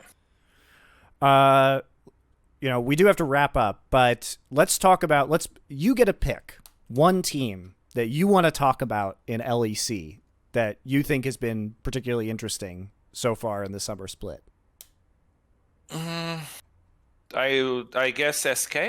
Sure. They had a really weird game with Twitch this week that was pretty entertaining. Yeah. No, I mean it's something. I think that Crowny was actually playing it quite a bit in solo queue, the Twitch with Ignite, but it is quite an interesting team, right? Because they just did kind of this addition to mid and then changing their old mid laner to top, and things seem to be working out better. I do think that the fact that this is like team fight meta kind of brings a bit more of 50-50 kind of way to the game, and that's why we have seen so even results across the board. And SK is definitely being one of the teams that is taking a good advantage of that. But no matter what, SK is surprising everyone, including me. I did not expect them to be a good team at all, or like even to make it playoffs, and it's just been good for the league, I would say. I think the innovation that they were playing with is like, was it a gimmick comp? Yeah, kind of, right? Like you've got the first off, I think the Yuumi Twitch is hilarious together with like the invisibility that the Twitch provides, and what we saw was, I think more than anything, first off, Crownshot got huge in that game, and a super fed Twitch is going to do a hell of a lot of damage, especially once that Muramana stacks up. But what was interesting to me was that the biggest takeaway was really that you saw the Twitch be super effective, but one of the reasons why it was so effective is because Vitality didn't know how to play against it. And at the end of the game, watching them all stack in that top lane alcove and to get absolutely decimated by Twitch ult was just more funny than anything else. But they kept putting themselves in situations, like it was like they didn't even understand where they should be positioned around this Twitch. Not necessarily. So it was basically like the best case scenario for Twitch constantly over the course of that game, over and over and over again, which made it look a lot more broken than I think it actually is. But that's the advantage of having these pocket picks, is your opponents don't always know how to play properly against them, even if it is kind of obvious. And in theory, just had a lot of practice with it during the week, right? So you obviously know way better. Do you think that they would play Twitch without Yuumi? I'm not sure if they would play Twitch if he was not against Ezreal. I think that's a bigger question than if they would play it with Yuumi. Okay. Because he's super good at chasing down Ezreal? Yeah, I mean, probably not, actually. I don't know. It's like, actually, if Crowny wants to tell me that through DMs, just like for a friend, then I would appreciate in what conditions he would prefer to pick Twitch. Then he can actually just answer me that, and then, I mean, it's just for a friend, I won't use it or anything. It's just kind of curious. Do you think that SK would be doing as well if they didn't have Crownshot on this roster? Because he really does seem like he is the heart of this team, and his performance really dictates whether they win or lose. Mm-hmm. Depends who they have. Like, so if you would take Crownshot and put who? You tell me. Who would you put in there instead? You can put a lot of players. Could put Upset. You could put Carsey. You can put Reckless. All of those, I think, are probably better AD carries than Crownshot. Now, obviously, something that I can't know is what is the role of Crownshot inside of that team, and that's why, like, it's something that I always see so many people suggesting changes and solutions to the team's problem, when it's hard for them to realize that obviously people that have the whole information inside of a team will know best and will be more aware of the problems the team have and what the solutions can be. than the people that don't have this information. So if in terms of gameplay, other players could do what Crownshot do, of course, in that team. Now, I don't know what Crownshot does for that team also outside of the game, and then that would be a different conversation. Do you think? I'll give you an analogy you might like. Is right if you ever go and you have an illness, like a classic example is like a muscle is like really sore on one part of your back or your leg or something. What you can sometimes find out is that it's not even that muscle that was the problem. It's that a totally different muscle on like the other side of your back was actually has either an injury or is weaker naturally, and it was actually the muscle that now has the problem that was like taking up the slack and overworking to make it. And so basically, if you were like the noob in this sense, would be like a doctor with almost no training. He would just see, oh yeah, you've got this area here that's weak, so that's where you're injured. So whatever happened there. The point is, you have to like holistically look at the person and figure out like what about their whole setup was causing that to be the final place where you notice. So I think it's the same with teams, because like actually, funnily enough, this exact SK core last year when they made that upgrade of Sakura, one of the things they didn't notice was when they switched the mid laner as well. Actually, initially their team just collapsed completely. It went to shit absolutely, because what we didn't know at the time was like the way that like the mid and the jungle and the top were playing around each other with some setup. I can't remember what it was. Of like I think one of them just covered the mid so the jungler could go, something like that, right? Basically, it was an example of where if you weren't in the team, you could never know it. And from outside, it looked like this is 100% the upgrade. Like we put a better player top lane, we're going to be way better, and they were worse. It can happen. They can be worse. Yeah, it's super hard to know how much a player does for the team and also the role that he has. And then we could go back again onto Orome. Maybe if you take Orome and you put like I don't know, you just put like a Korean top laner, then that doesn't speak English, but is way better than Orome in theory laning phase wise and whatnot. Maybe Mad Lions collapses because we don't know. Khan on Mad Lions. Please don't do that. Why not? Maybe, you know, that's the fan upgrade, isn't it? Like, you know what's so sad is like I really feel for Khan's career just because. This guy, motherfucker, a lot of checks. yeah, sure. He's been getting the checks. That's true. He's been getting the money. But I just feel that Khan is a player. I don't think he's sad. That's fine. I'm not talking about his emotional state, guys. I'm talking about my selfish emotional state when I have to watch Khan, which is the most important thing because I want to see Khan be actually on a good team where he's activated properly instead of in a bunch of wacky teams where he doesn't fit in. That's what frustrates me because Khan is the player who either has choked internationally when I wanted to see him compete at the highest level possible, or he's been on teams that don't suit his style, and then I have to watch that. I want to see a good international performance from Khan on a team where it makes sense for him to be in it. That's what makes me frustrated about Khan. Anyway. Problem is, though, he also has the classic issue as well, which is like a lot of Korean players have this, I noticed, because unfortunately in their teams, they just get told how you play. They also do a terrible job picking the teams they go to. Like, they'll go to teams that don't even make sense to them. It's like, you know, you can say no to the offer and pick the other offer, you know, dude. You don't have to just go with this offer. Like, I don't get moves like that at all. So whatever. That guy's also fucked his own career up 50 ways to Sunday. But so. they won Worlds. Not with him on the won't. Not with him. Yeah, exactly. That's what he's basing his decision on. Oh, they must be good. They won Worlds. I mean, I guess I just go and we win for Worlds sure. again. Yeah, well, that hasn't worked out well for FPX so far. This split, at least. So I'm surprised to hear you think that Crownshot could be just substituted out so effectively. So your theory here is that SK just... Oh, he said for like the best 4 ADCs in the whole league. Yeah. Sure.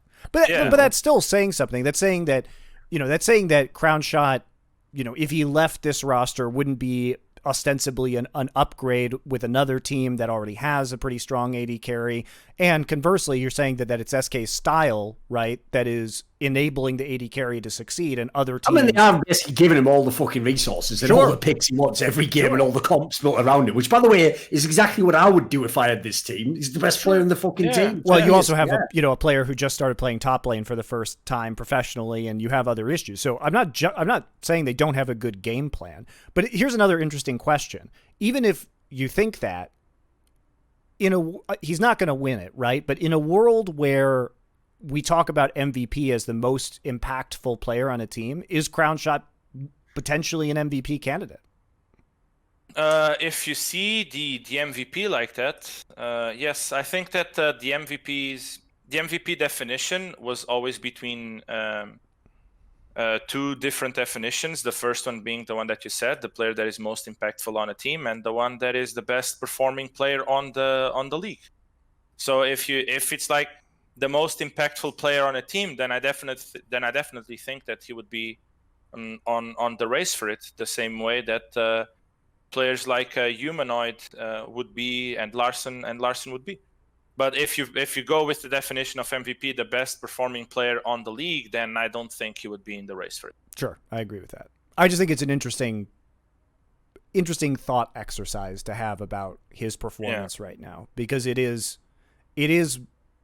I kind of agree with you, but it's really weird to think about him because another player in this position, you might be tempted to think, well, why doesn't a better team try and recruit this guy? But I'm not exactly sure that would make a better team substantially better, like you're saying.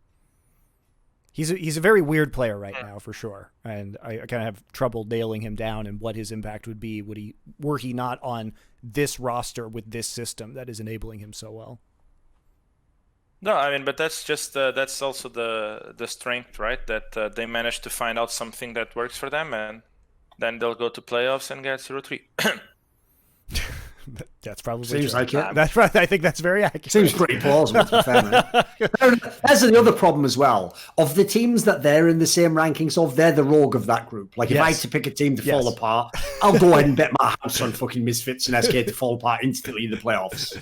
Yeah, I agree. So, no, but for me, like, and the thing is that when I say that, yeah, then SK can go to playoffs and get 0-3. Like, honestly, SK making it to playoffs, for me, if I'm in that org, it's a huge success. It's sure. like it's a success from the role swap. It's a success for the continuous bet on Crownshot, and it's a success that Inner Flame and Jazz has managed to achieve. Like, remember, they lost their best talent for the last 2 years. They had Selfman, they had to leave him. So the idea you'd be relevant after that's amazing. So I think they're doing a fine job. Yeah, done some good gambles. Let's end with one quick conversation, which is who is going to be, if we think about it, who is going to be the MVP then of LEC? Because I think so then the question is, based on what he said, which terminology we use it. Sure. Yeah, is it our MVP or is it how they normally do it? I think let's do how they normally do it, because we just kind of talked about that with Crownshot and that he would be a candidate for the other way. So I don't think Crownshot's going to win, even because I don't think in the last few years, though, it's basically just whoever's on the top team is the winner of the MVP. Yeah, I always, for years now. For me, since no one gave me a guideline, Humanoid would probably win it now, or Kaiser. Yeah. Or I mean, I would maybe put it on Kaiser. Yeah, Kaiser. I think Kaiser has had to have the most asked of him in terms of changing his style for this split and being one of the most versatile supports in the world. But I think the candidates are like, I think you could take Humanoid, Shadow, or Kaiser. I think you could take Alfari. I think you could take Larson. I think it's really hard to take any of Origen players, Fnatic players, and G2 players if we are not on the top, because you either pick one player of one of the teams that is on the top, and right now it's Mad Lions and Rogue, and with 3 games advantage, that probably won't really change, at least for Mad. Or you pick someone that is like really close to the top, but on a team that wasn't supposed to be there, which is not the case of us, Fnatic and G2, right? So I would say that the best for me, and the way that I vote is always using the definition of best player in the league. I think that if the league would end now, it would have to go 100% for a player of Mad Lions. Mm-hmm. And between Kaiser, Humanoid, I would probably put maybe these two a little bit above, and after that Shadow and Karzi, just because I think that the impact that they have around the map is way bigger, and on a split where we saw a lot of old DU legends, Mickey and Healy-Sang, go a bit down in terms of their performance, we just saw Kaiser completely pop off. I think that. I don't hate most of the Mad Lions picks. I would say after that it should be Larson, because look where his team is. Like, they have no business being there. And even though I totally agree with everything actually that Guilhoto said, it's definitely his meta. It's literally all the champions he wants to play. He's just doing his job that he needs. He's doing an amazing job of being a mid lane control mage player. I agree. He's killing it. I think it would also be there.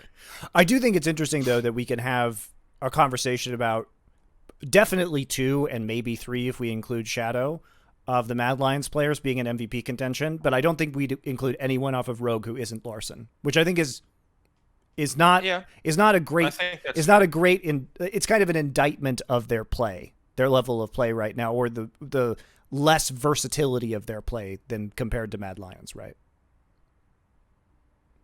Yeah, I mean, it's like if Larson is just usually now they're just playing to completely shadow their bot lane during the first minutes of the game, making sure that Vander can move freely, put some vision for Larson. Larson farms Raptors after 12-13 minutes, gets really fat. Finn just has not to int it, and then Larson will just play incredibly well on team fights. Now, obviously, we are saying here that like with the jungle camps and all that they funnel a lot of resources to Larson, but if he would be a bad player, he would not carry on the team fights. You can put all the resources you want onto a bad player that he will not do anything with it. Agreed. And you have a number of examples of people that have like a high share of gold of their team and then a super low share of damage.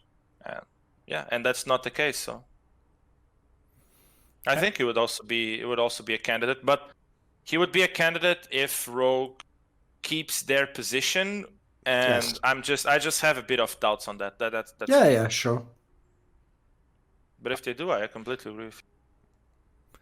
All right, well, I think that'll do us for this episode. Thank you very much for joining us, Guilhoto, for this episode of Summoning Insight. Very insightful. Good luck for Origen in your coming matches. We will be back next week, same approximate time, depending on scrims, 10 or 11 a.m. Pacific, 7 or 8 p.m. Central European summertime. Until then, we'll see you guys later.